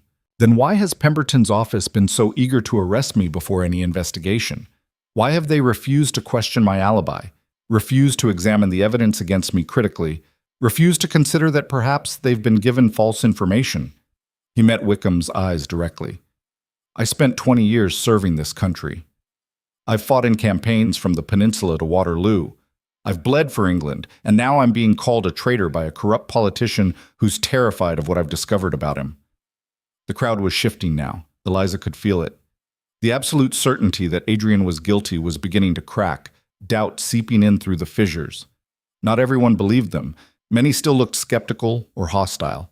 But enough were questioning, enough were listening with open minds rather than closed judgments. I have witnesses, Adrian continued, gesturing to several men seated in the front rows. Colonel Whitmore, who served with me in the Peninsula, Nathan Ashford, my brother-in-law, Dr. Harrison, who's treated my family for 2 decades. They'll all testify to my character, my loyalty, my dedication to truth and justice. Are they all liars? Are they all part of this supposed conspiracy? One by one, the men Adrian had named stood. Colonel Whitmore, his back ramrod straight despite his 70 years. Nathan Ashford, nervous but determined. Dr. Harrison, his dignified bearing lending credibility simply by his presence. Each man spoke briefly, vouching for Adrian's character, questioning the evidence against him, demanding a fair investigation rather than a rushed execution. Eliza watched Inspector Thorne's face as witness after witness spoke. She saw the calculation happening behind his eyes, saw him recognizing that this was no longer a simple case of a traitor and his deluded accomplice. This was becoming a public controversy, one that could damage reputations and careers if handled wrong. Enough! Wickham's voice cut across the testimonials. He pushed forward, his face flushed with anger. This is nothing but theater, a performance designed to manipulate public opinion. Inspector Thorne, I demand you arrest both of them immediately. They're using this gathering to spread sedition and conspiracy theories. They're using this gathering to make accusations that deserve investigation, Thorne said quietly, but his voice carried. Mr. Wickham, I suggest you remember that we serve justice, not the personal interests of any official, even one as powerful as the Lord Chancellor. The rebuke landed like a physical blow. Wickham stared at Thorne with undisguised fury, and Eliza saw the moment when he realized he'd lost control of the situation. But that only made him more dangerous. You'll regret this, Wickham hissed at Thorne, then turned to the crowd. All of you are witnesses to sedition. Anyone who supports these traitors makes themselves complicit in their crimes. The threat was clear. Stand with Eliza and Adrian, and you become Pemberton's enemy. Several people in the crowd shifted uncomfortably, exchanging glances. The weight of choosing sides, of potentially destroying their own lives by supporting the wrong cause, pressed down on them visibly. Into that heavy silence, Clara Morrison stood up from her seat near the front. Her round, maternal face was set with determination as she faced the crowd. I am a witness, she said clearly. I witnessed the marriage of Eliza Hawthorne and Adrian Vale. I've known Eliza for 5 years. She's the most honest, principled woman I've ever met. If she says her husband is innocent, I believe her, and I'm willing to stake my reputation on that belief. The simple, unadorned testimony carried more weight than any elegant speech could have.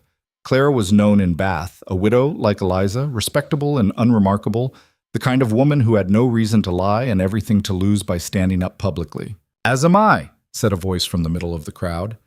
An elderly gentleman stood, his formal clothing marking him as wealthy and influential. Richard Ashford, retired magistrate. I've watched Lord Chancellor Pemberton's career for 2 decades. I've seen the patterns Mrs. Hawthorne describes. Investigations mysteriously dropped, evidence conveniently disappearing, good men destroyed by accusations that never quite hold up under scrutiny. Perhaps it's time we examine those patterns more carefully. Another voice joined, then another. Not everyone, perhaps only a dozen people out of the hundreds present, but enough to show that Eliza and Adrian weren't alone, that their accusations resonated with others who had noticed the same corruption but lacked the courage to speak. Eliza felt tears prick her eyes, but forced them back. This was what she'd fought for as Veritas, this moment when ordinary people found the courage to stand against power, to demand truth even when it cost them comfort and safety. This changes nothing, Wickham snarled. A handful of misguided supporters doesn't erase treason. No, said a new voice. cold and authoritative. "But it does require proper investigation." Everyone turned toward the entrance, where a tall figure in military uniform stood silhouetted against the evening light. He walked forward with measured steps, and as he emerged from the shadows, Eliza recognized him from portraits. General Sir Henry Bradford, commander of the Western District, one of the most respected military officers in England. "General Bradford," Adrian said, surprise evident in his voice. "I didn't expect—" "Neither did I, Your Grace." Bradford's weathered face was grim as he surveyed the crowded hall. "I came to Bath to attend to family matters and heard about this gathering. I thought I should see for myself what was happening." He turned to Inspector Thorne. "Inspector, I've known the Duke of Ravenshire for 15 years. I've served alongside him, trusted him with my life, seen him demonstrate courage and integrity in the most difficult circumstances. When I heard he was accused of treason, I found it troubling." "Troubling how, sir?" Thorne asked carefully. "Troubling because it's inconsistent with everything I know about his character. Troubling because the accusations appeared and evidence materialized with remarkable speed, almost as if someone wanted him arrested before questions could be asked." Bradford's eyes hardened. "I'm not saying he's innocent. I'm saying the matter deserves thorough investigation by impartial parties, not a rushed arrest orchestrated by officials who may have their own reasons for wanting him silenced." The weight of Bradford's reputation transformed the entire situation. This wasn't just a widow and her controversial husband making wild accusations. This was a distinguished general questioning the evidence, a military hero vouching for another hero's character. It gave Eliza and Adrian's claims a legitimacy they couldn't have achieved on their own. Wickham looked apoplectic, his carefully constructed case unraveling in front of hundreds of witnesses. "General Bradford, you're allowing sentiment to cloud your judgment. I'm allowing doubt to inform proper procedure," Bradford corrected icily, which is what any competent investigator should do when faced with conflicting evidence and credible alternative explanations. He turned to Thorne. "Inspector, I assume you've been tasked with investigating this matter. I strongly recommend you do so thoroughly before taking any irreversible action." Thorne nodded slowly, and Eliza saw the calculation in his eyes shift decisively. He'd been given political cover by Bradford's intervention, a reason to delay arrest, to investigate further, to avoid being the man who executed an innocent duke because he was too eager to follow orders. "The Duke and Mrs. Hawthorne have been granted 48 hours to produce evidence," Thorne said formally. "The deadline still stands. Until then, this gathering is concluded." As the crowd began to disperse, buzzing with speculation and argument, Eliza felt the tension drain from her body so suddenly she nearly collapsed. Adrian caught her arm, steadying her, and she looked up to see relief and admiration mixed equally in his expression. "You did it," he murmured. "You turned the tide." "We're not safe yet," Eliza replied, though she allowed herself a moment of cautious hope. "But we've bought ourselves—" The sound of shattering glass cut off her words. Eliza spun toward the noise and saw one of Pemberton's agents, the man who'd been watching from the shadows, standing near the entrance with a pistol in his hand. "Nobody move," the agent shouted. "By order of Lord Chancellor Pemberton, Adrian Vale is under arrest for high treason. Anyone who interferes will be charged as an accomplice." The room erupted in chaos. People screamed and scrambled for exits. Constables moved forward uncertainly, caught between Thorne's orders and this new authority. Adrian pushed Eliza behind him, shielding her with his body. "Stand down," General Bradford commanded, his voice cutting through the panic. "This gathering is under my protection. Any arrest requires proper warrants and legal process." "I have my warrant," the agent snarled. He raised his pistol, aiming it directly at Adrian. "Your Grace, you're coming with me. Dead or alive, the Lord Chancellor doesn't much care which." In that frozen moment, Eliza saw everything with crystalline clarity. The agent's finger tightening on the trigger, Adrian tensing to push her further out of the line of fire, Inspector Thorne reaching for his own weapon but knowing he'd be too slow, the 100 ways this could end in blood and death. And she saw something else, a paper falling from the agent's pocket as he'd moved, fluttering to the ground near her feet. Without thinking, driven by instinct and desperation, Eliza lunged forward and grabbed it. The agent's attention snapped to her, his pistol swinging in her direction.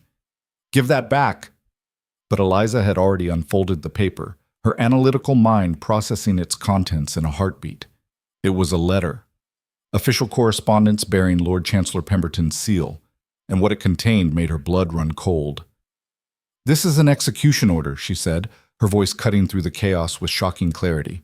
"Signed by Pemberton himself. It orders Adrian's death without trial, without investigation, just immediate execution the moment he's captured." The room went utterly silent. Even in the midst of crisis, the implications of what she'd just revealed penetrated every mind present. This wasn't legal procedure. This wasn't justice. This was assassination dressed up in official paperwork.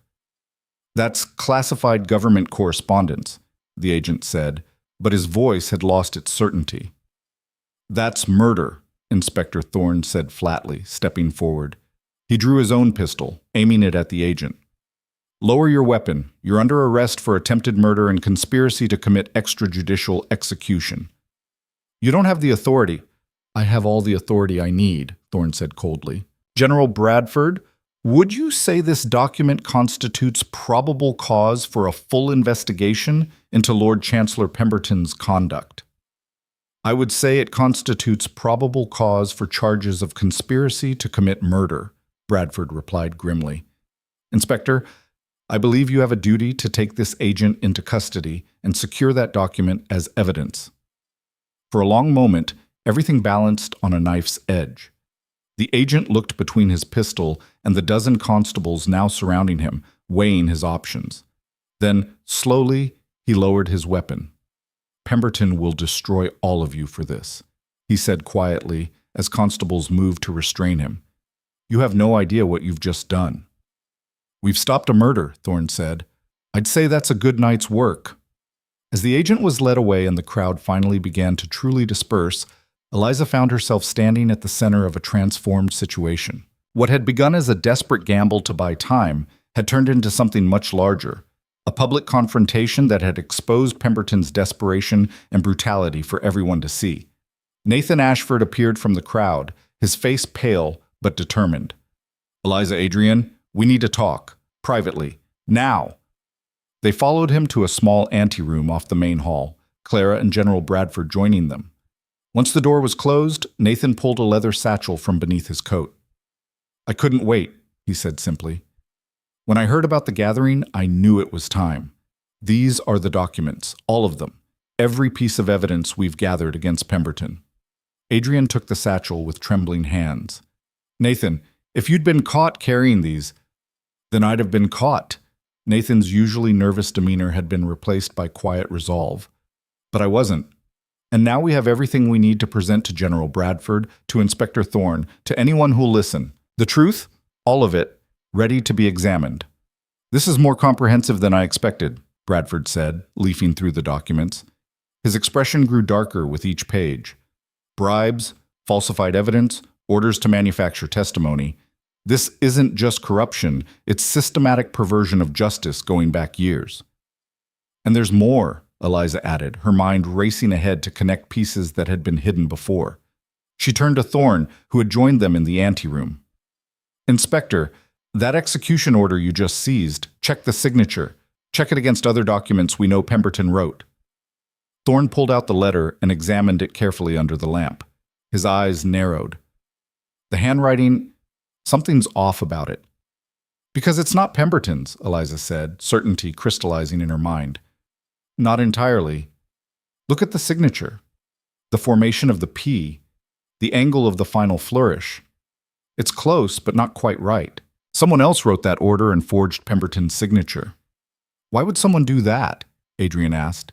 "Because Pemberton never ordered my execution," Eliza said slowly, the terrible truth revealing itself. "He wanted me arrested, investigated, discredited, but not murdered. That would be too obvious, too dangerous. Someone else escalated it. Someone who benefits from both of us dying and Pemberton taking the blame." She saw the moment when everyone else reached the same conclusion. The conspiracy was bigger than they'd thought, more complex, more dangerous. Pemberton was corrupt, yes, but he wasn't working alone.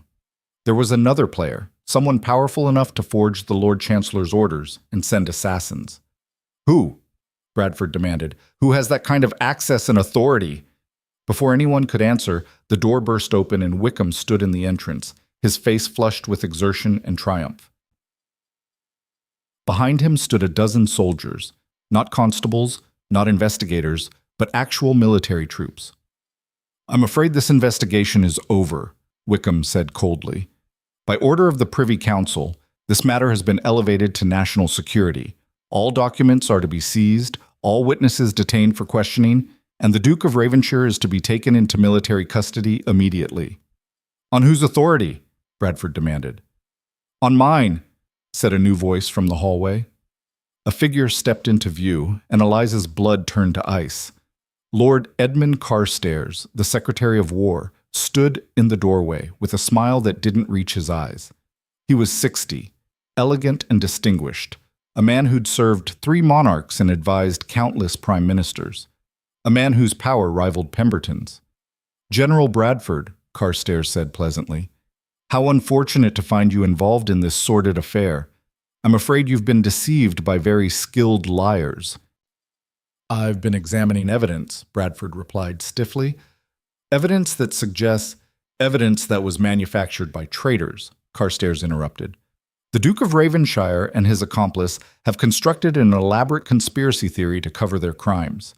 They fooled well-meaning people, created false documents, and now they're trying to destroy innocent officials to save themselves." He smiled again, cold and predatory. "But it ends tonight. His Grace is coming with me, as is Mrs. Hawthorne. Anyone who interferes will be charged with obstruction of military justice." Eliza felt the trap snap shut around them. This was what they hadn't seen, that Pemberton wasn't the architect of the conspiracy, just a piece of it.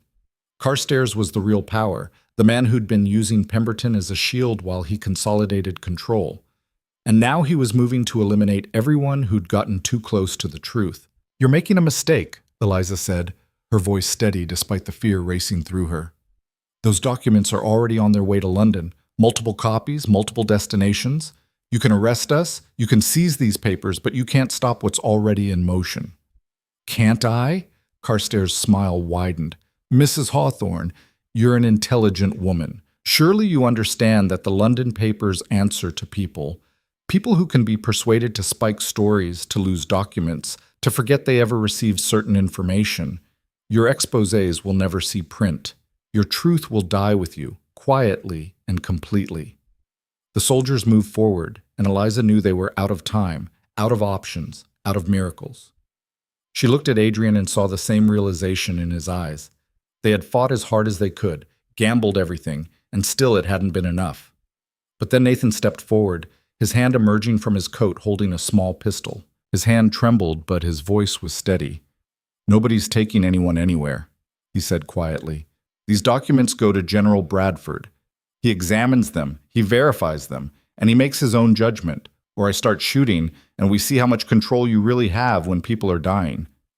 The room froze.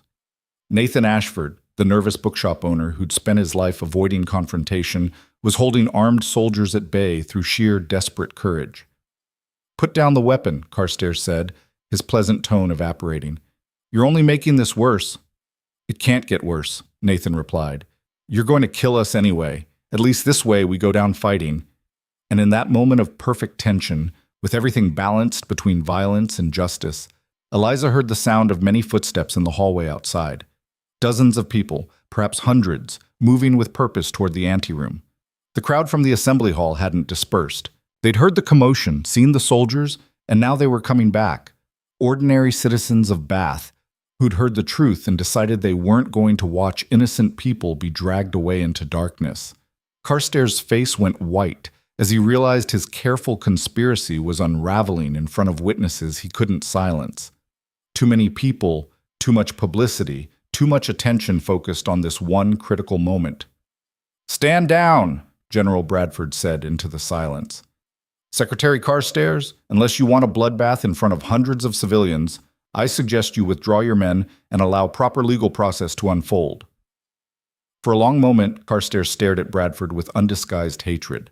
Then he smiled, a terrible, promising smile. "Of course, General.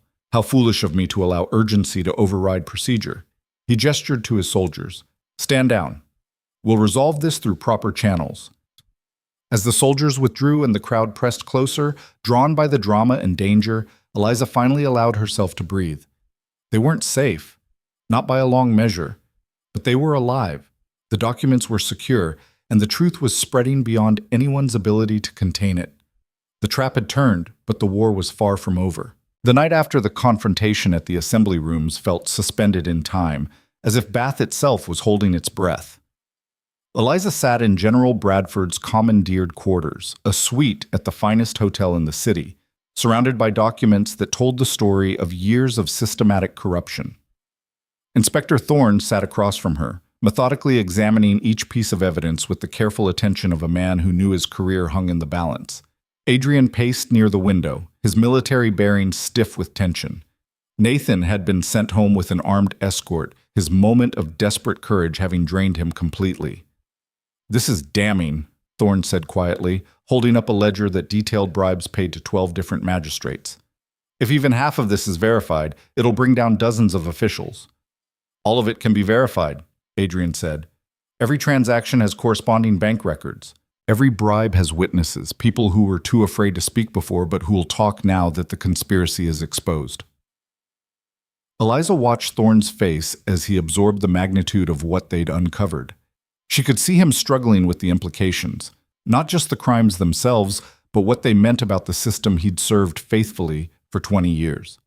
How many investigations had he conducted that were tainted by Pemberton's influence? How many innocent people had been convicted based on manufactured evidence? How much of his career had been built on lies? "Why did you wait?" Thorne asked suddenly, looking up at Adrian. "You've had this evidence for months. Why not present it immediately to appropriate authorities?" "Because I didn't know who the appropriate authorities were," Adrian replied. "Pemberton's network extends everywhere: magistrates, judges, military officers, even members of the Privy Council. I needed to identify who could be trusted before I revealed what I'd found. Otherwise, the evidence would simply disappear, and I'd be silenced before anyone knew the truth." "So you waited until they came after you," Thorne said slowly. "Until they forced your hand by framing you for treason."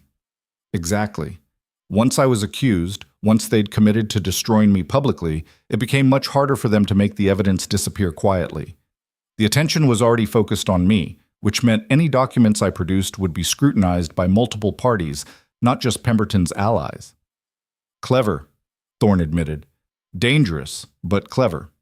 He turned to Eliza. "And you, Mrs. Hawthorne? How did you become involved in this?" Eliza met his gaze steadily. "My husband came to me for help. He needed an alibi, and I provided one. But more than that, I recognized the pattern of what Pemberton was doing because I'd been studying his corruption for years." "As Veritas," Thorne said. "It wasn't a question." "Yes." Eliza felt no need to deny it now. The mask was off. The careful anonymity she'd maintained for so long stripped away. "I've been writing about official corruption for 3 years, exposing the small abuses, the quiet injustices, the way powerful men twist the law to serve their own interests. When Adrian told me what he'd discovered, I knew it was real because it matched everything I'd already documented." "Why risk everything for him? You didn't know him. You had no obligation." "I had every obligation," Eliza interrupted. "Because staying silent when you see injustice makes you complicit in it. Because allowing corrupt men to destroy innocent lives simply to protect your own comfort is cowardice." She leaned forward intently. "Inspector Thorne, you know what it's like to serve justice. You know the oath you took, the duty you swore to uphold. Did that oath include following orders blindly, even when those orders serve corruption rather than truth?" Thorne was silent for a long moment, his fingers drumming on the table as he wrestled with questions that had no easy answers. Finally, he looked up, and Eliza saw something shift in his expression, the moment when a man of integrity decided where his true loyalty lay. "No," he said quietly. "It didn't." He gathered the documents carefully, organizing them into neat stacks. "General Bradford wants to move on this immediately. He's already sent express riders to London, carrying copies of the most damning evidence directly to the Duke of Wellington and to the Queen's personal secretary. By tomorrow evening, people who cannot be bought or intimidated will know everything." "Carstairs will try to stop it," Adrian warned. "He has resources, connections." He has influence, Thorne corrected. But influence only works in darkness, when people don't know they're being manipulated. What you've done tonight, exposing everything in front of hundreds of witnesses, creating a public record that can't be erased, that stripped away his ability to operate in shadows. He stood, tucking the documents into a leather case. Secretary Carstairs made a critical mistake when he revealed himself. He should have stayed hidden, let Pemberton take the fall, then disappeared into the bureaucracy. Instead, he came here personally, made threats in front of witnesses, showed his hand. Now we know who we're fighting. Will he be arrested? Eliza asked. Eventually, but first we need to secure the evidence and protect the witnesses. Carstairs is dangerous. He won't go down quietly. Thorne moved toward the door, then paused. Mrs. Hawthorne, Your Grace, what you've done took extraordinary courage. I want you to know that, regardless of how this ends, you've already accomplished something significant. You've reminded people like me that justice matters more than convenience. That truth is worth fighting for, even when the cost is high. After Thorne left, Eliza and Adrian found themselves alone for the first time since the chaos at the assembly rooms. The exhaustion of the past days crashed over them simultaneously, and they sank into chairs facing each other, too tired for words but too wired to sleep. We're not safe yet, Adrian said finally, breaking the silence. No, Eliza agreed, but we're safer than we were yesterday, and tomorrow will be safer still, as the evidence reaches more people, as the story spreads beyond anyone's ability to contain it. You should have let me face this alone, Adrian said, his voice rough with emotion. You should have stayed out of it, protected yourself. Stop! Eliza held up a hand, cutting off his self-recrimination. I made my choice with open eyes. I knew the risks, understood the consequences, and decided the fight was worth it. Don't insult that decision by suggesting I was some helpless victim who didn't understand what she was doing. Adrian looked at her with an expression that mixed admiration, gratitude, and something deeper, something that had been growing between them through days of shared danger and common purpose. You're extraordinary. Do you know that? I'm stubborn, Eliza corrected, though warmth flooded through her at his words. And I have a pathological inability to watch powerful men get away with crimes. But extraordinary? That's just circumstances forcing me to be braver than I naturally am. No.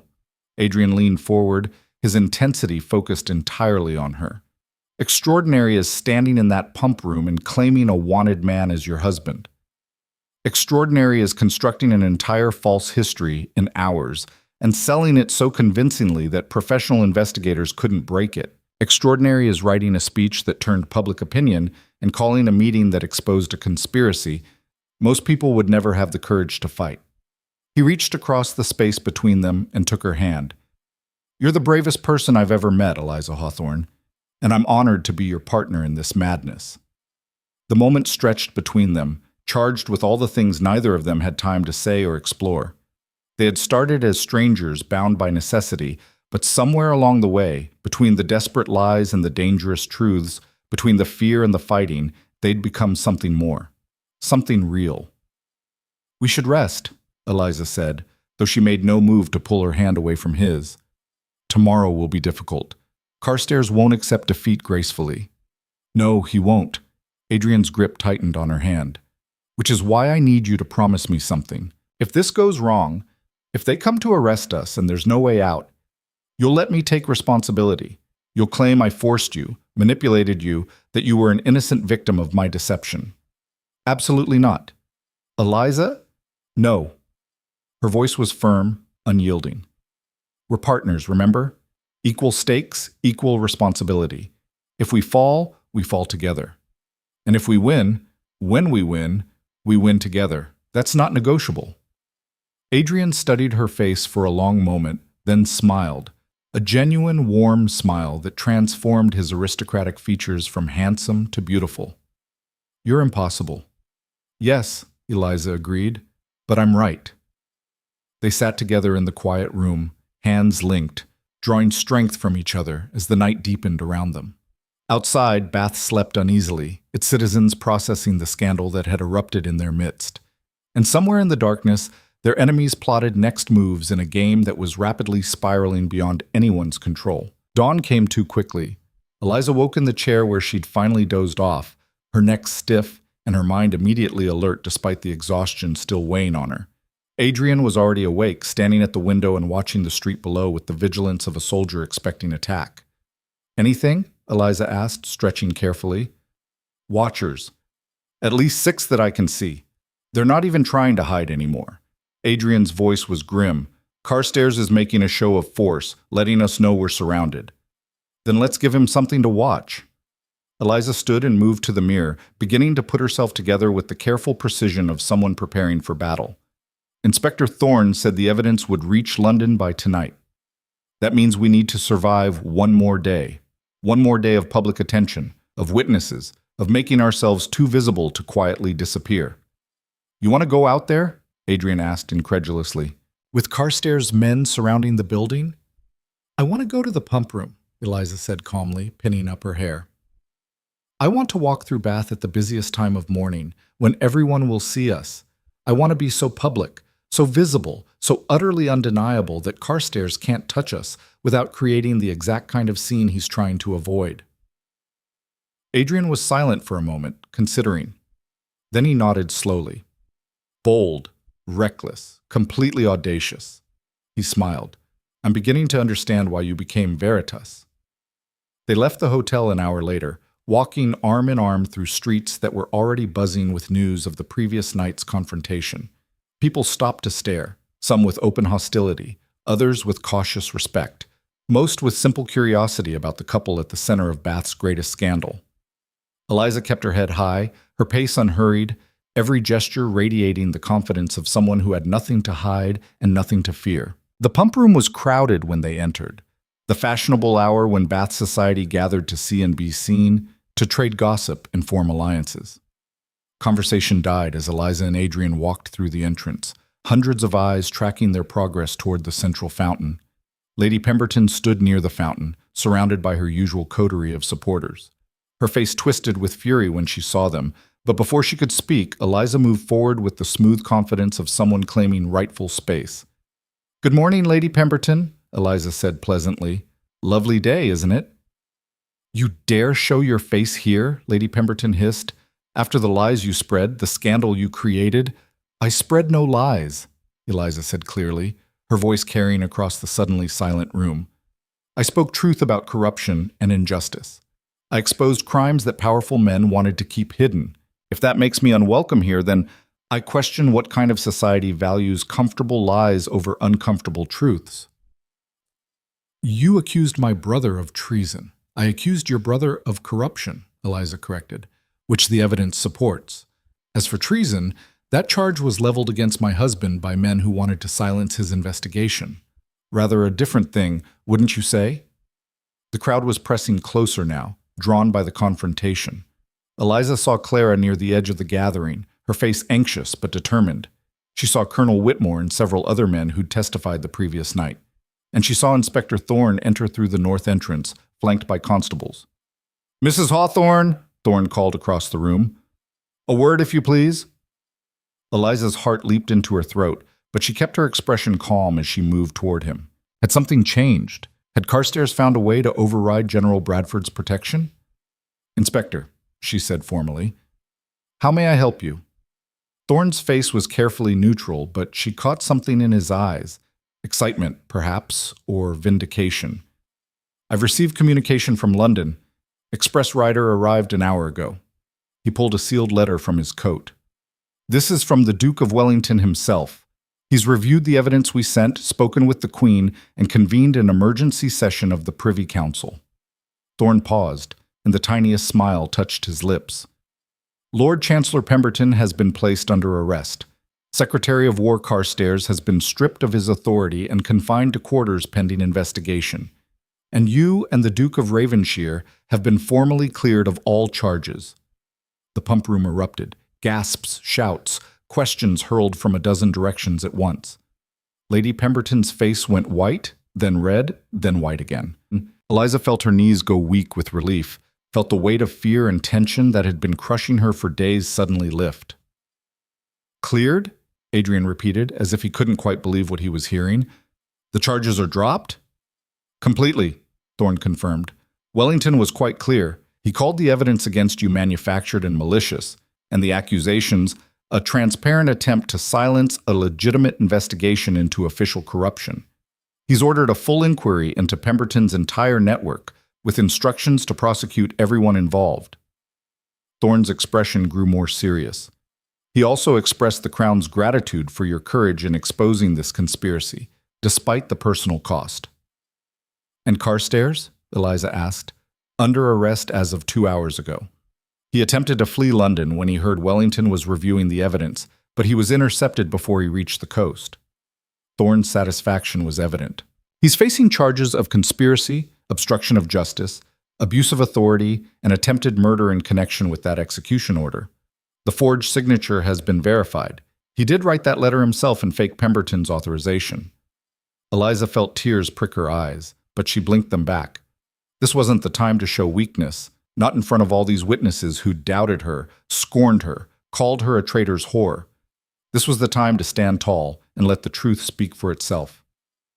Thank you, Inspector, she said with quiet dignity.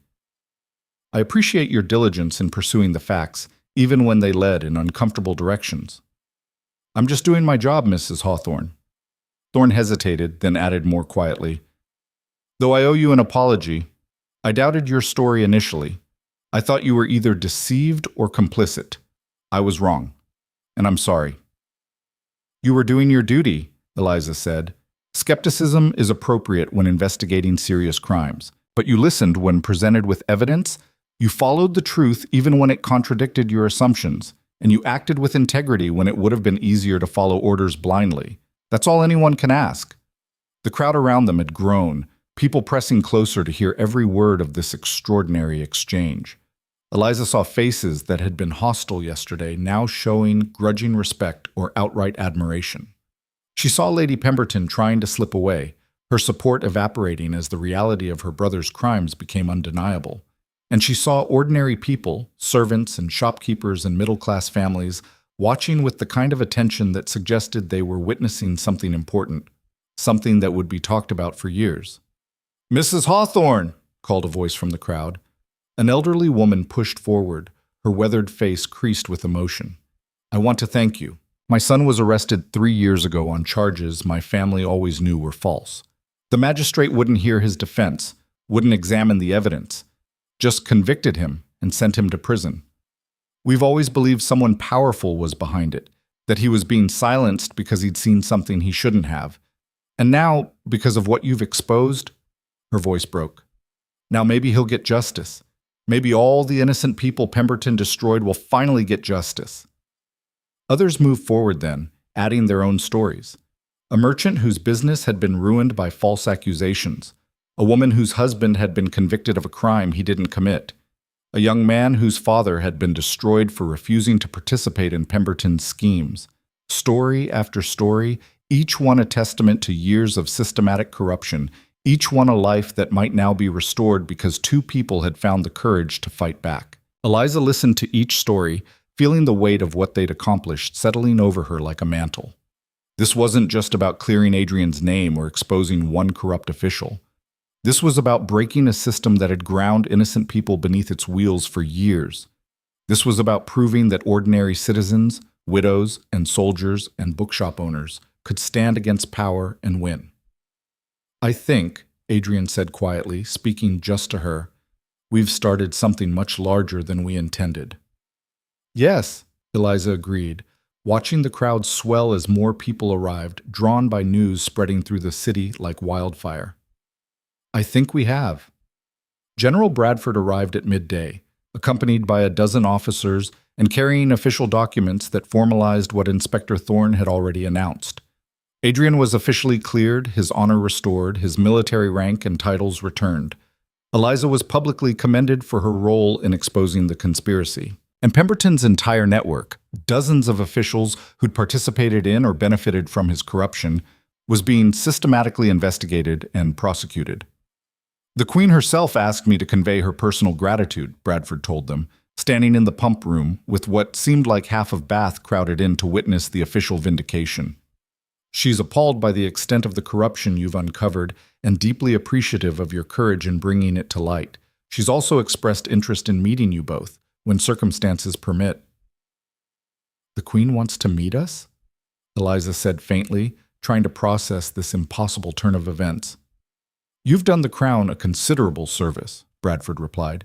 You've exposed traitors in positions of power, prevented what could have been a serious miscarriage of justice, and reminded the entire government that accountability matters. That's worth recognition. The formal ceremony concluded with Bradford presenting Adrian with a document bearing the royal seal, an official pardon for charges that should never have been brought, accompanied by a public declaration of his innocence and honor. The crowd erupted in applause, and Eliza saw tears streaming down Adrian's face as he accepted the vindication he'd fought so desperately to achieve.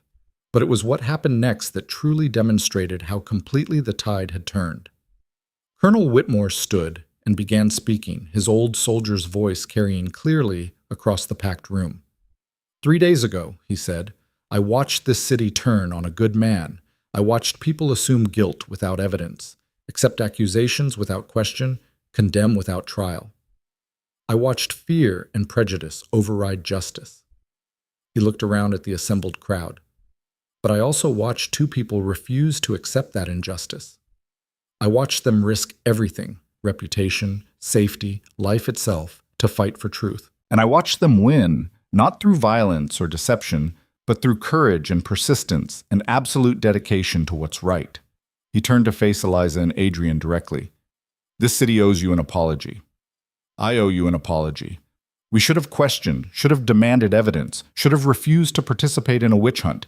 Instead, we let ourselves be manipulated by corrupt men who counted on our fear and our willingness to believe comfortable lies. Others began standing then, one after another, adding their own apologies and expressions of respect.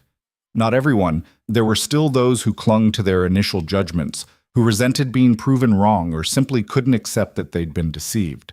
But enough people, enough voices, enough public acknowledgement that the atmosphere in the pump room transformed from hostile skepticism to cautious admiration. Eliza stood at the center of it all, holding Adrian's hand, feeling the validation wash over her like a wave. This was what she'd fought for as Veritas, not personal glory or recognition, but this moment when truth prevailed over lies, when justice defeated corruption, when ordinary people recognized their own power to demand better from those who governed them. Speech, someone called from the crowd. Mrs. Hawthorne, give us a speech. Others took up the call, and suddenly hundreds of voices were chanting her name, demanding to hear from the woman who'd stood against power and won. Eliza felt panic flutter in her chest. This was so public, so visible, so utterly different from the anonymous safety of her Veritas pamphlets. But Adrian squeezed her hand encouragingly, and she saw Clara nodding with fierce pride, and she knew this was the moment to speak not as Veritas but as herself. She stepped forward, raising her hand for silence, and gradually the crowd quieted. 3 years ago, Eliza began, her voice clear and steady, I started writing pamphlets under a pseudonym. I wrote about corruption and injustice, about powerful men who twisted the law to serve their own interests. I wrote anonymously because I was afraid of retaliation, afraid of being silenced, afraid of what standing up publicly would cost me. She paused, looking around at the sea of faces watching her with rapt attention. But fear is a weapon that only works if we let it. Fear is what corrupt officials count on, that will stay silent to protect ourselves, that will accept injustice to avoid danger, that will choose comfortable lies over uncomfortable truths. Her voice grew stronger, more passionate. Well, I'm done being afraid. I'm done hiding. My name is Eliza Hawthorne, and I am Veritas. I've been writing those pamphlets, exposing those crimes, demanding that accountability for years. And I'll continue doing it, openly now, because that's what citizens in a free society should do. Question authority, demand transparency, refuse to accept corruption just because it's inconvenient to fight it. The crowd erupted in cheers and applause. Eliza felt the weight of years of secrecy lifting, felt the freedom of finally standing in the open and claiming her work, her voice, her identity. But I didn't do this alone, she continued. My husband risked his life to gather evidence against Pemberton. My friends put themselves in danger to help us. Inspector Thorne chose integrity over convenience. General Bradford demanded justice over expediency. And every person in this room who questioned the official story, who demanded real evidence, who refused to participate in a witch hunt. You all played a part in this victory. She let that sink in, saw people sitting taller, recognizing their own courage and power. This isn't over, Eliza said, her tone growing more serious. Pemberton and Carstairs will be prosecuted, but there are others, other corrupt officials, other systems that enable abuse of power. We've won a battle, but the war for justice and accountability continues. And it continues with all of us, ordinary citizens who refuse to stay silent, who demand better from those who govern us, who remember that power comes from the people and must serve the people. She looked around one last time, meeting eyes throughout the crowd, making the message personal. Thank you for listening. Thank you for questioning. Thank you for having the courage to change your minds when presented with evidence. That's what a free society looks like. Not blind obedience, but informed citizens making their own judgments. Let's make sure we never forget that. The applause that followed was thunderous, rolling through the pump room and spilling out into the streets beyond. People cheered and stamped their feet, and Eliza saw tears on faces throughout the crowd. Tears of relief, of vindication, of recognition that something important had just happened. As the crowd slowly began to disperse, energized and transformed by what they'd witnessed, Claire pushed through to embrace Eliza fiercely. That was perfect, Claire whispered. Thomas would have been so proud. The mention of her late husband brought fresh tears to Eliza's eyes. He started this fight. I just finished it. No, Adrian said, joining them. You both fought it. Different battles, different methods, but the same war against corruption and injustice. He smiled. And you won. Inspector Thorne approached, accompanied by several constables who no longer looked at them with suspicion, but with something closer to respect. Mrs. Hawthorne, Your Grace, I've been instructed to provide you with protection until all of Pemberton's network has been secured. We've made numerous arrests, but there may still be loyalists who pose a danger. How long will that take? Adrian asked. Days, perhaps weeks. The conspiracy was extensive. Thorne's expression was grim. We're uncovering more crimes every hour. Falsified evidence, bribed witnesses, innocent people convicted to serve Pemberton's interests. It's going to take time to unravel all of it and provide justice to those who were wronged. Then we'll help, Eliza said immediately. I've spent years documenting patterns of corruption. I can identify cases that deserve re-examination, witnesses who might now be willing to speak, evidence that was suppressed. The Crown would be grateful for your assistance, Thorne replied. Then more quietly, I would be grateful. I became an investigator because I believe in justice, but I've been blind to how that system was being corrupted. You've opened my eyes. The least I can do is ensure we do this right, that every innocent person gets their day in court, that every corrupt official faces consequences. As afternoon faded toward evening, Eliza and Adrian finally found themselves alone in the hotel suite that had become their temporary headquarters. The danger had passed, the immediate crisis resolved, but the work ahead loomed large. Weeks of testimony, months of investigations, years of rebuilding a justice system that had been corrupted from within. We did it, Adrian said wonderingly, sinking into a chair. We actually did it. We survived, Eliza corrected, pouring them both wine with hands that trembled slightly now that the immediate danger had passed. Survived and won, which I wasn't entirely certain we'd manage. I was certain, Adrian said, accepting the glass. From the moment you stood in that pump room and claimed me as your husband, I knew we'd win. Because you're brilliant and brave and absolutely relentless. Flattery will get you everywhere, Eliza said, but warmth flooded through her at his words. They sat in comfortable silence for a moment, processing everything that had happened, everything that had changed. Then Adrian set down his glass and looked at her with an intensity that made her breath catch. Eliza, we started this as a convenient fiction, a marriage of necessity to buy time and create an alibi. But somewhere along the way, it became real for me. You became real. Not just a role I was playing, but a partner I trust, admire, and... He paused, choosing his words carefully, and care for deeply. Eliza's heart hammered in her chest. Adrian? I'm not asking for anything, he interrupted quickly. I know this started as deception. I know you may see me as nothing more than a political ally or a friend, but I needed you to know that whatever happens next, whatever decisions you make about your future, my feelings are genuine. Eliza set down her own glass and moved to kneel beside his chair, taking his hands in hers. You foolish man. Do you really think I risked everything, my reputation, my safety, my life, for someone I saw as merely a political ally? She smiled, feeling tears prick her eyes. I fell in love with you somewhere between the desperate lies and the dangerous truths, between watching you trust me with your life and trusting you with mine. I just didn't think I had the right to say so, given how we started. Adrian stared at her for a long moment, hope and disbelief warring in his expression. You love me? Completely, Eliza said simply. Which is terrifying and wonderful and probably very foolish, given that we barely know each other and our entire relationship is built on a foundation of elaborate deception. The deception was real, Adrian said, pulling her up and into his arms. Everything else, the trust, the partnership, the way we fought together, that was all genuine. That was us. He kissed her then, and Eliza felt the last walls between them crumble. This was real, she thought. Not the convenient fiction they'd presented to the world, but the genuine connection that had grown between two people fighting for the same cause, risking everything for truth and justice. When they finally pulled apart, both breathless, Adrian rested his forehead against hers. So what happens now? He asked. We started as a fake marriage.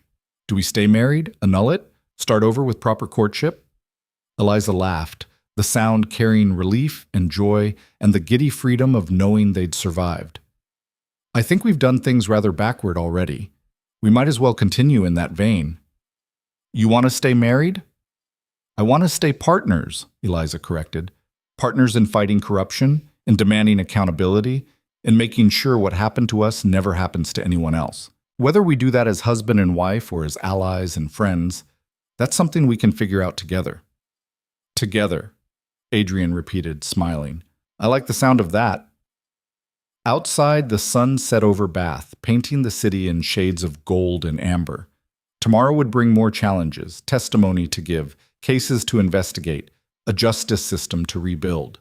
But tonight, two people who'd started as strangers and become partners had earned a moment of peace, of victory, of recognition that they'd achieved something remarkable.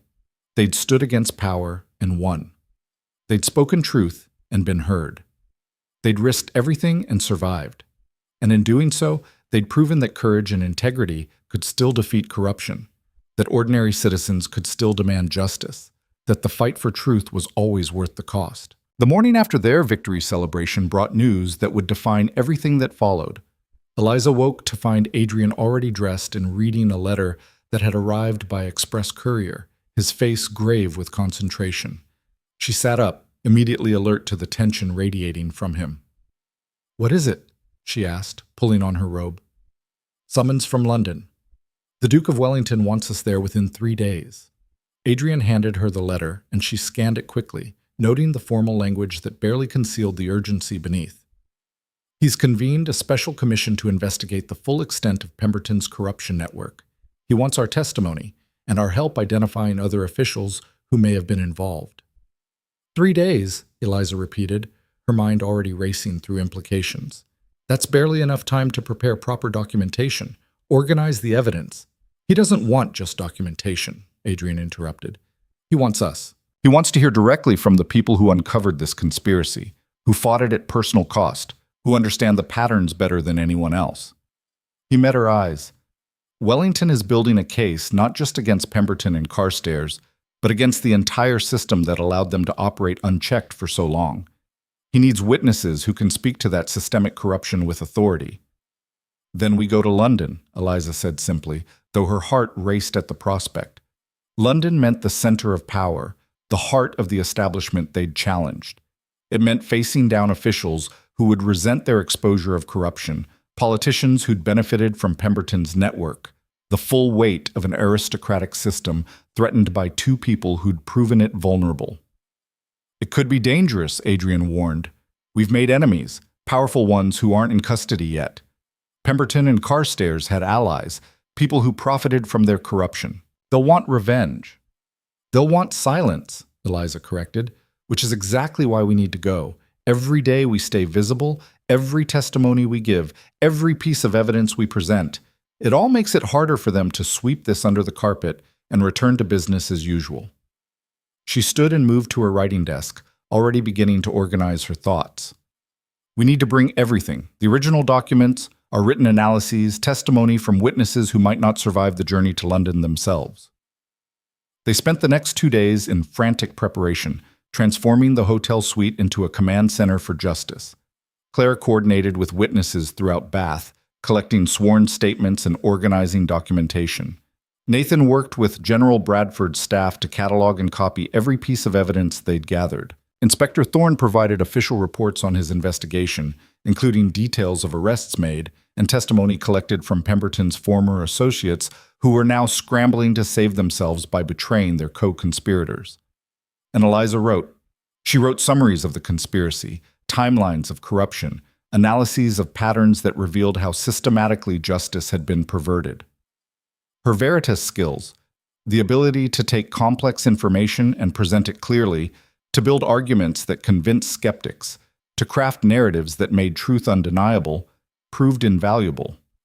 Each document she produced became a weapon in the fight to ensure this exposure led to real change rather than cosmetic reforms. On the morning of their departure, a crowd gathered outside the hotel to see them off. Word had spread through Bath that the Duke and Duchess of Ravensshire, for that was how people now referred to them, the fake marriage having become real in public consciousness even before they'd formalized it privately, were leaving for London to testify before Wellington's commission. People wanted to show support, to demonstrate that the courage Eliza and Adrian had shown mattered to ordinary citizens. The elderly woman whose son had been wrongly imprisoned pushed to the front of the crowd, pressing a small package into Eliza's hands. "It's not much," she said, tears streaming down her weathered face. "Just some bread and cheese for your journey. But I wanted you to know you gave my family hope. After 3 years of believing we'd never get justice, you proved it was possible to fight power and win." She gripped Eliza's hand fiercely. "Don't let them intimidate you in London. Don't let them make you doubt what you know is true. There are thousands of us, ordinary people whose lives were destroyed by corrupt officials, and we're all counting on you to make sure this leads to real change." "I won't let you down," Eliza promised, feeling the weight of that responsibility settle over her shoulders. Similar scenes played out as they prepared to board the coach, people offering blessings, expressing gratitude, sharing their own stories of injustice. By the time Adrian helped Eliza into the carriage, she felt simultaneously energized and exhausted by the emotional intensity of it all. The journey to London took 2 days of hard travel, changing horses at posting stations and sleeping only briefly at coaching inns. Eliza used the time to continue refining her testimony, anticipating questions Wellington's commission might ask, preparing responses that would be both truthful and strategically effective. Adrian spent hours reviewing the documentary evidence, memorizing details that would support their case. But they also talked, really talked, for the first time since the crisis began, about who they were beyond the roles they'd been forced to play. Adrian described his childhood, the weight of aristocratic expectations, his wife's death that had left him isolated and increasingly aware of corruption he'd been blind to before. Eliza shared stories of her marriage to Thomas, of how his death had transformed her from passive observer to active fighter, of the loneliness of being Veritas and the liberation of finally claiming that identity publicly. "Do you regret it?" Adrian asked as their coach rolled through the countryside. "Stepping out of the shadows? You were safe as Veritas, anonymous, protected by secrecy. Now you're exposed, vulnerable to anyone who wants revenge." "No," Eliza said without hesitation. "I thought I would. I spent 3 years believing anonymity was necessary for survival, but standing in that pump room, speaking as myself rather than hiding behind a pseudonym, that felt like freedom. Like finally being whole instead of fractured between my public persona and my secret work." She smiled. "Besides, I have something now I didn't have before." "What's that?" "A partner." She took his hand, lacing their fingers together.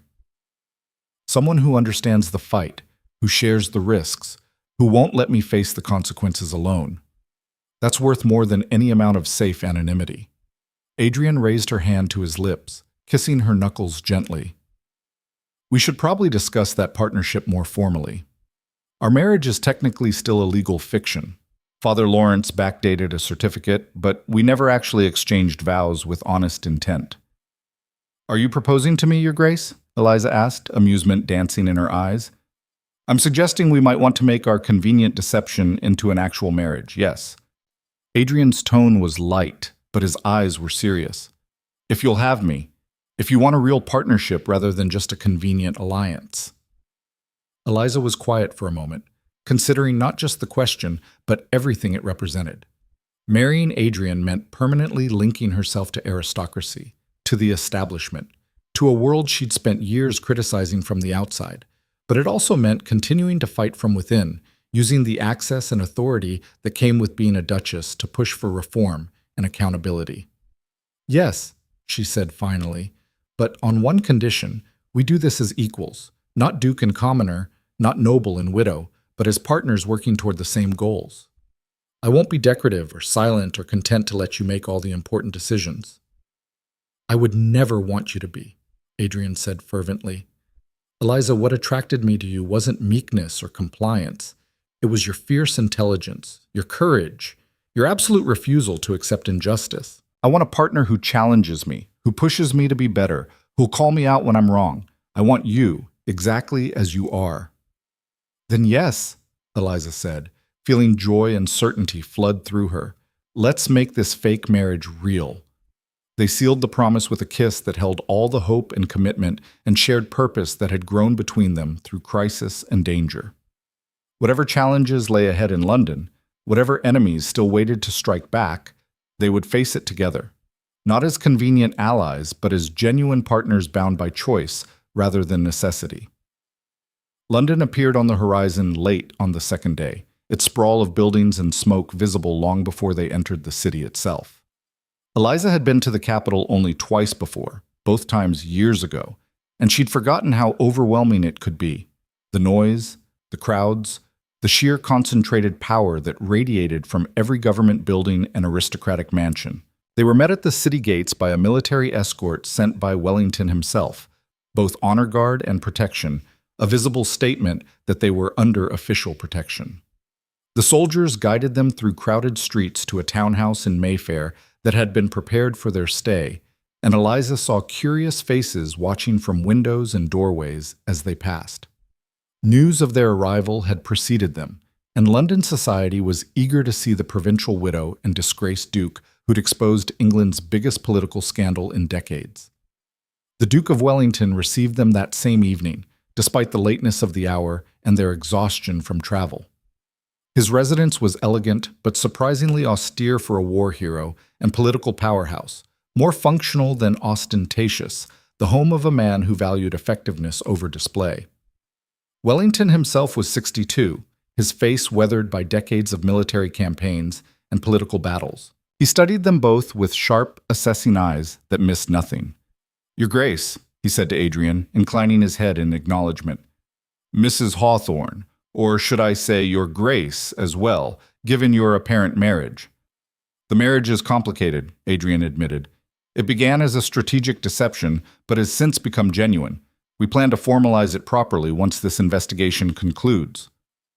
"How practical," Wellington said dryly. "Though I suppose deception for honorable purposes is forgivable, given what you've exposed." He gestured for them to sit, settling into his own chair with the ease of a man completely comfortable with his authority. "I've spent the past week reviewing the evidence you gathered against Pemberton and Carstairs. It's damning, more damning than I initially realized. We're not talking about isolated incidents of corruption, but systematic perversion of justice going back at least a decade." "Longer," Eliza said quietly. "I've been documenting patterns as Veritas for 3 years, and I found evidence of similar corruption dating back 15 years or more. Pemberton didn't invent this system. He inherited it and perfected it." Wellington's eyebrows rose. "So you're Veritas. I wondered who was behind those pamphlets. They were remarkably well-researched and devastatingly accurate." He smiled thinly. "Also illegal, technically speaking, though I doubt anyone will prosecute you for seditious writing, given that everything you wrote was true. I'm prepared to face consequences if necessary, Eliza said, lifting her chin. I broke laws. I published material that challenged official narratives. I won't pretend otherwise just because it's now politically convenient. Admirable, Wellington said, and unnecessary. The Crown has no interest in prosecuting people who expose corruption, Mrs. Hawthorne. We do, however, have considerable interest in using your knowledge and analytical skills to root out the rest of Pemberton's network. He leaned forward intently. How many others were involved? How deep does this conspiracy go? For the next 3 hours, they walked Wellington through everything they knew. Eliza presented her analyses of corruption patterns, identifying officials whose behavior suggested involvement in Pemberton's schemes. Adrian provided military and political context, explaining how the conspiracy had enabled larger strategic failures. Together, they painted a picture of systematic corruption that had infected multiple branches of government. This is worse than I feared, Wellington said finally, running a hand over his face. We're talking about potentially dozens of officials who need to be investigated, hundreds of cases that may need to be reviewed, years of work to restore public confidence in the justice system. But it's necessary work, Eliza said firmly. Every day this corruption continues, more innocent people suffer. Every case that goes unexamined is another family destroyed, another life ruined. Yes, it's overwhelming. Yes, it'll be difficult and messy and politically complicated, but the alternative, allowing it to continue because confronting it is inconvenient, is unacceptable. Wellington studied her for a long moment, and Eliza saw respect dawning in his eyes. You're quite remarkable, Mrs. Hawthorne. A provincial widow with no formal authority, no political connections, no resources beyond her own intelligence and courage. And yet you've accomplished what trained investigators and government officials failed to do for decades. I had advantages they didn't, Eliza replied. I was invisible. Society dismissed me as irrelevant, which meant I could move through spaces and gather information that powerful men never accessed. And I had nothing to lose, no career to protect, no reputation to preserve beyond what I'd already sacrificed. That gave me freedom to pursue truth without worrying about political consequences. Well, you have a reputation now, Wellington said, and political consequences aplenty. The commission begins tomorrow morning. You'll be the first witnesses called. I warn you, it won't be pleasant. Pemberton's allies will try to discredit you, to paint you as conspirators or attention seekers. They'll attack your marriage, your methods, your motives. Can you withstand that scrutiny? Yes, Adrian said without hesitation. Absolutely, Eliza agreed. Wellington smiled, genuine warmth breaking through his stern demeanor. Good, because England needs people like you, not just to root out this particular conspiracy, but to serve as examples of what citizenship should mean: courage, integrity, willingness to sacrifice for the greater good. He stood, signaling the meeting's end. Get some rest. Tomorrow we begin the hard work of restoring justice. The commission convened in a grand chamber within Parliament itself, the room packed with officials, journalists, and members of the public who'd managed to secure seats. Eliza felt the weight of hundreds of eyes as she and Adrian were escorted to witness chairs at the front of the room. Wellington sat at the head of a long table, flanked by other commissioners, judges, military officers, and political leaders chosen for their integrity and independence. We will hear first from Adrian Vale, Duke of Ravenshire, Wellington announced formally. Your Grace, please describe for this commission how you first became aware of Lord Chancellor Pemberton's corruption. Adrian stood, his military bearing evident as he began his testimony. He described his investigation methodically. The initial suspicions raised by inconsistencies in legal proceedings, the careful gathering of evidence, the growing realization that corruption extended far beyond what he'd initially suspected.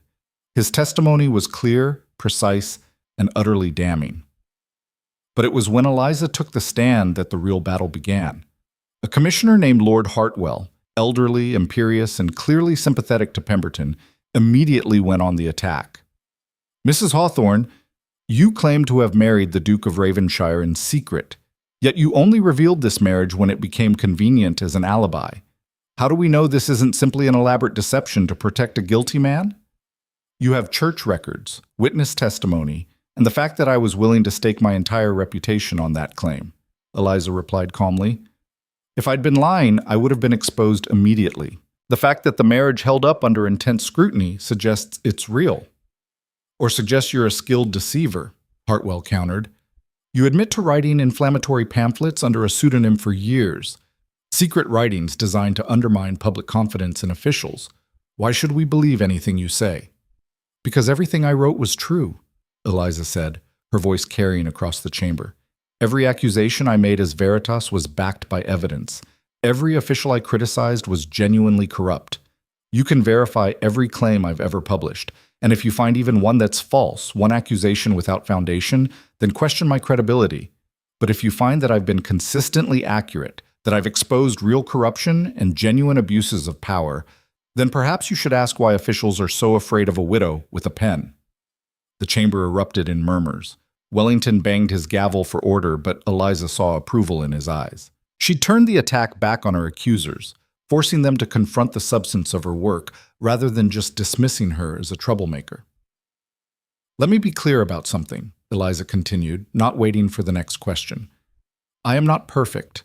I've broken laws by publishing without license. I've made accusations that embarrassed officials.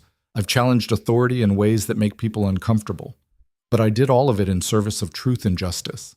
And when I discovered that an innocent man was being framed for treason by the very officials I'd been investigating, I chose to help him, knowing it would expose me, destroy my anonymity, and put my life in danger. Does that sound like the behavior of a deceiver? Or does it sound like the behavior of someone who genuinely believes in fighting corruption, no matter the personal cost? The silence that followed was profound. Eliza saw faces throughout the chamber processing her words, some hostile, some thoughtful, many clearly moved by her passionate defense.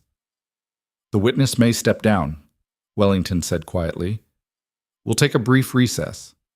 During the break, journalists surrounded Eliza and Adrian, shouting questions about their marriage, their investigation, their plans.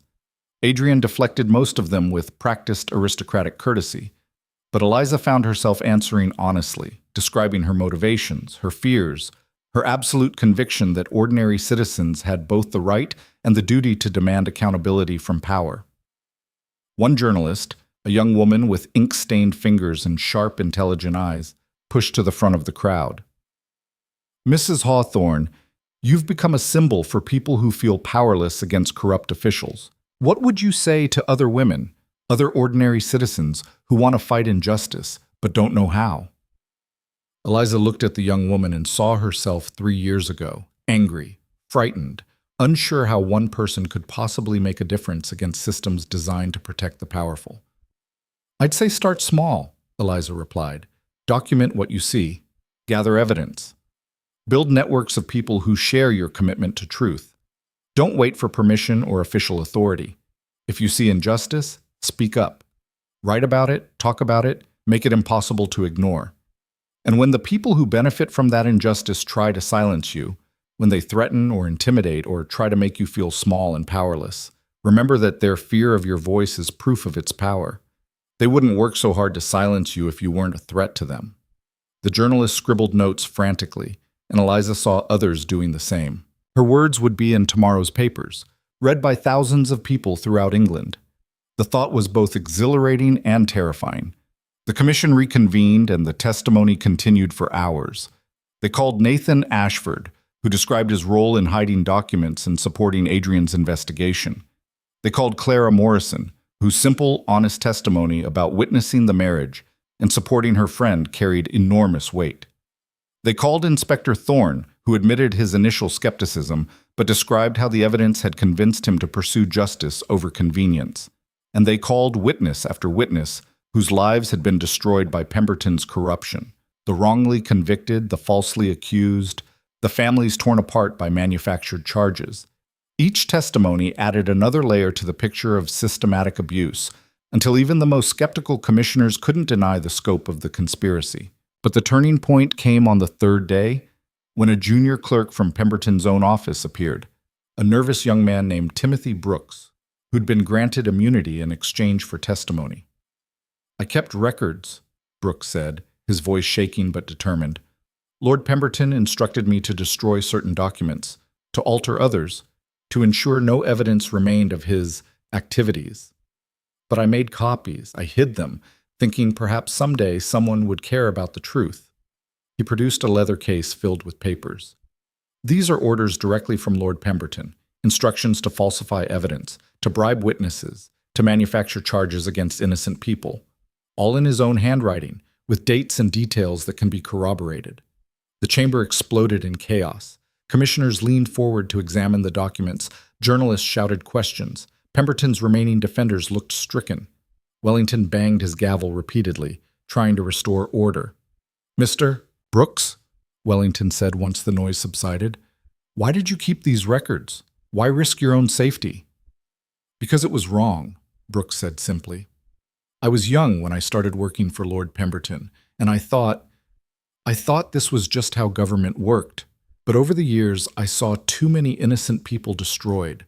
I saw justice perverted, and I realized that keeping silent made me complicit." He looked at Eliza. "When I read Veritas's pamphlets, when I saw someone else speaking the truth I'd been too afraid to voice, I knew I had to do something. I just didn't know what. Then I heard about Mrs. Hawthorne exposing Lord Pemberton in Bath, risking everything to stand for truth. And I thought, if she can be that brave, surely I can be brave enough to tell what I know." Eliza felt tears streaming down her face, but she made no attempt to hide them. This was why she'd fought, not for personal glory or revenge, but for this moment when ordinary people found the courage to stand against corruption. When a junior clerk inspired by her words chose integrity over safety. When the truth became undeniable because enough people refused to stay silent. "This commission," Wellington said solemnly, "has heard sufficient evidence to recommend criminal prosecution of Lord Chancellor Pemberton, Secretary of War Carstairs, and 37 other officials for crimes including conspiracy, obstruction of justice, bribery, and abuse of authority. Additionally, we recommend the review of approximately 400 cases where evidence suggests wrongful conviction or false charges." He looked at Eliza and Adrian. "The Crown owes you both an immeasurable debt. You've not only exposed corruption but inspired others to speak truth. That's perhaps the more valuable contribution, reminding citizens that power can be challenged, that justice can be demanded, that one person's courage can catalyze change." The chamber erupted in applause, not universal, but widespread enough to demonstrate that the tide had truly turned. Eliza and Adrian had won not just vindication but recognition, not just survival but transformation of the system they'd challenged. As the commission adjourned, journalists surrounded them again, but Wellington's staff intervened, escorting them to a private chamber where the Duke was waiting. "Well done," Wellington said simply. "You've accomplished something rare. Exposed corruption so thoroughly that real reform becomes necessary rather than optional." He handed Adrian a sealed envelope. "The Queen wishes to see you both. Tomorrow at noon, she has something she wants to discuss personally." The royal audience the next day was formal and carefully choreographed. But beneath the ceremony, Eliza sensed genuine emotion.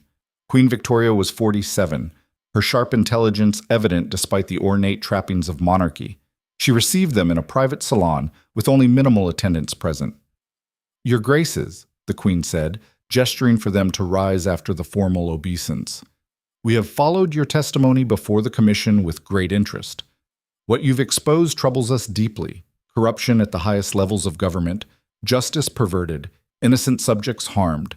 But what inspires us is the courage you've shown in bringing these crimes to light." "Your Majesty is too kind," Adrian said. "We are not kind, we are honest," the Queen corrected. "You risked everything to serve truth and justice. That deserves recognition." She gestured to an attendant, who brought forward 2 leather cases. "The Duke of Ravenshire is hereby awarded the Order of Merit for exceptional service to the Crown. Mrs. Hawthorne, or we suppose we should say, the Duchess of Ravenshire, is hereby awarded the same honor, the first woman so recognized." Eliza felt her knees go weak. The Order of Merit was one of England's highest honors, typically reserved for military heroes and statesmen. To receive it, to be the first woman ever so recognized, was almost incomprehensible. "Additionally," the Queen continued, "we wish to commission you both to serve on a new Royal Commission on Justice Reform. Your understanding of how corruption operates, combined with your commitment to accountability, makes you ideal candidates to help redesign systems to prevent such abuses in the future." She smiled. "We understand if you prefer to return to private life, but if you're willing to continue this fight to help ensure your efforts lead to lasting change rather than temporary reform, the Crown would be grateful for your service." Adrian looked at Eliza, a question in his eyes. This was the crossroads. They could accept recognition and retreat to comfortable obscurity, or they could continue fighting from within the system they'd exposed. It was a choice that would define the rest of their lives. "We accept," Eliza said firmly, seeing relief and pride flash across Adrian's face. "It would be an honor to serve." 6 months later, Eliza stood in her study at Ravenshire Manor, the ancestral estate she now called home, reviewing testimony for the Royal Commission's latest investigation. Through the window, she could see Adrian in the garden, deep in conversation with Inspector Thorne, who'd become a close ally in their continuing work to root out corruption. The past half-year had been transformative. The Commission's work had led to 73 prosecutions, 400 case reviews that had freed 83 wrongly convicted people, and systemic reforms that made corruption harder to hide and easier to prosecute. Pemberton and Carstairs were both serving lengthy prison sentences. Their network of corrupt officials had been systematically dismantled. But perhaps more important than the official changes were the cultural shifts. Eliza's story, the provincial widow who'd exposed England's biggest political scandal, had inspired countless others to speak up about injustice. New Veritas-style pamphlets were appearing throughout the country, written by ordinary citizens documenting local corruption. Officials were being held to higher standards, knowing that anonymous writers might expose their abuses. Public demands for accountability had increased dramatically. A knock at the door interrupted her thoughts. Clara entered, carrying a leather satchel and wearing the satisfied expression of someone with good news. "The printers finished the first run of your book," Clara announced, pulling out a bound volume. 5,000 copies, with another printing scheduled next month if sales are strong. Eliza took the book reverently. "The Widow's Gambit: How One Woman Exposed England's Most Powerful Conspiracy," read the title. Inside were the full story of their investigation, the evidence they'd gathered, and, most importantly, a detailed guide for ordinary citizens who wanted to investigate corruption and demand accountability. "It's going to cause more controversy," Clara warned. "Giving people instructions on how to challenge authority, teaching them investigative techniques, encouraging them to question official narratives, the establishment won't like it." "Good," Eliza said with fierce satisfaction. "Let them be uncomfortable.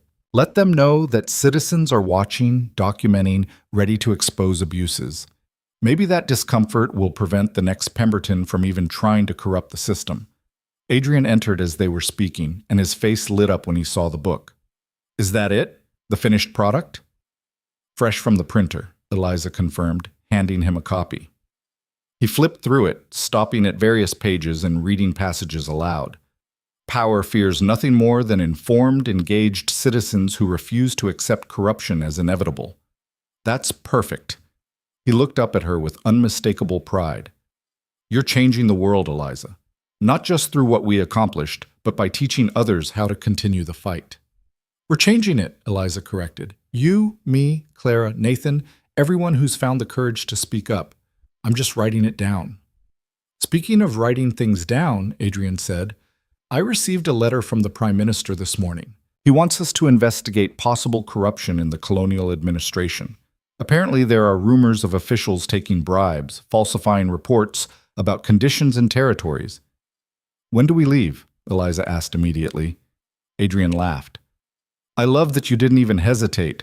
Most duchesses would want to rest after 6 months of intensive commission work." "I'm not most duchesses," Eliza said, "and corruption doesn't take breaks just because we're tired. If officials are abusing power anywhere, we have a duty to expose it." They discussed the new investigation while walking through the manor grounds, Clara accompanying them and offering logistical suggestions. It felt natural now, the three of them working together, planning campaigns against injustice, using the access and authority that came with Eliza and Adrian's positions to fight battles that ordinary citizens couldn't win alone. As evening approached, Clara departed for the cottage they'd established for her on the estate grounds.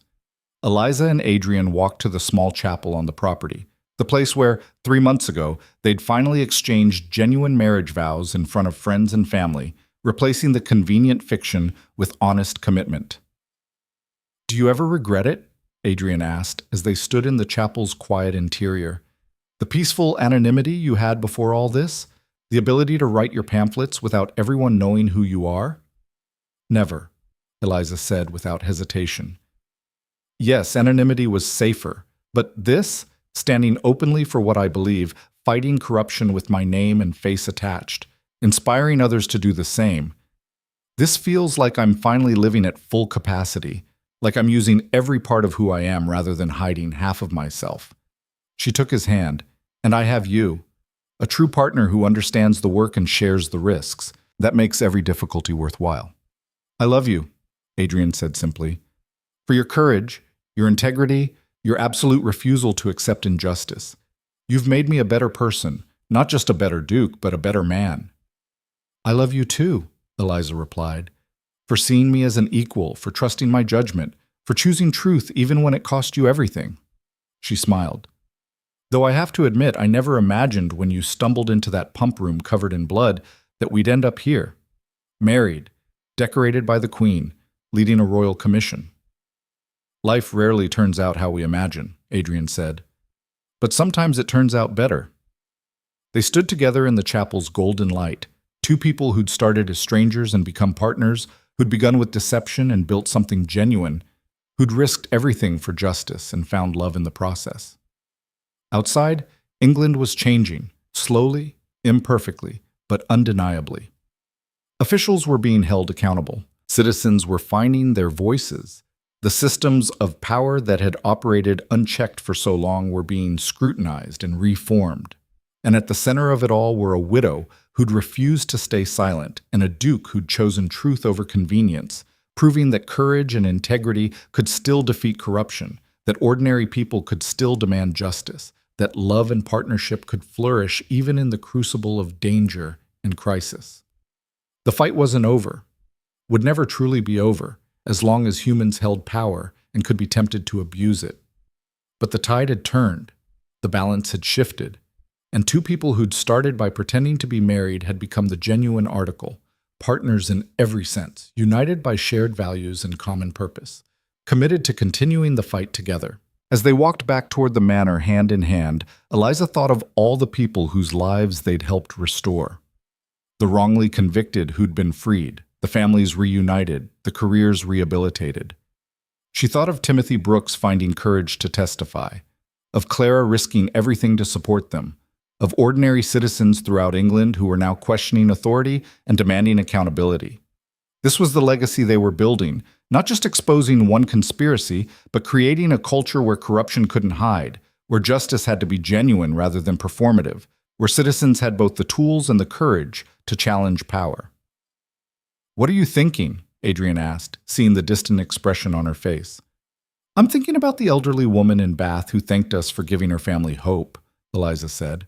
"About how many families like hers might find justice now because we refuse to stay silent. About how this fight we started will continue long after we're gone, carried forward by people we've inspired." "That's the real victory," Adrian agreed. "Not just what we accomplished, but what we've made possible for others." They entered the manor together, already discussing plans for the colonial investigation, already strategizing about how to approach new challenges. The work continued, the fight went on, but they faced it together, equal partners in marriage and in the endless pursuit of justice. And somewhere in the night, a young woman sat at her desk writing a pamphlet under a new pseudonym, inspired by Eliza's example, ready to expose corruption in her own community. An elderly magistrate reviewed cases with fresh skepticism, questioning evidence that he'd once accepted without examination. A junior clerk gathered documentation of official misconduct, remembering Timothy Brooks's courage and waiting for the right moment to speak truth. The ripples spread outward, touching lives and changing systems, proof that two people's courage could catalyze transformation that extended far beyond their own story. Eliza Hawthorne had started as a widow hiding behind anonymity, writing angry pamphlets in the hope someone would listen. She had become something far greater, a symbol of citizen power, A demonstration that ordinary people could challenge corruption and win. A reminder that justice required not just good laws, but brave people willing to enforce them.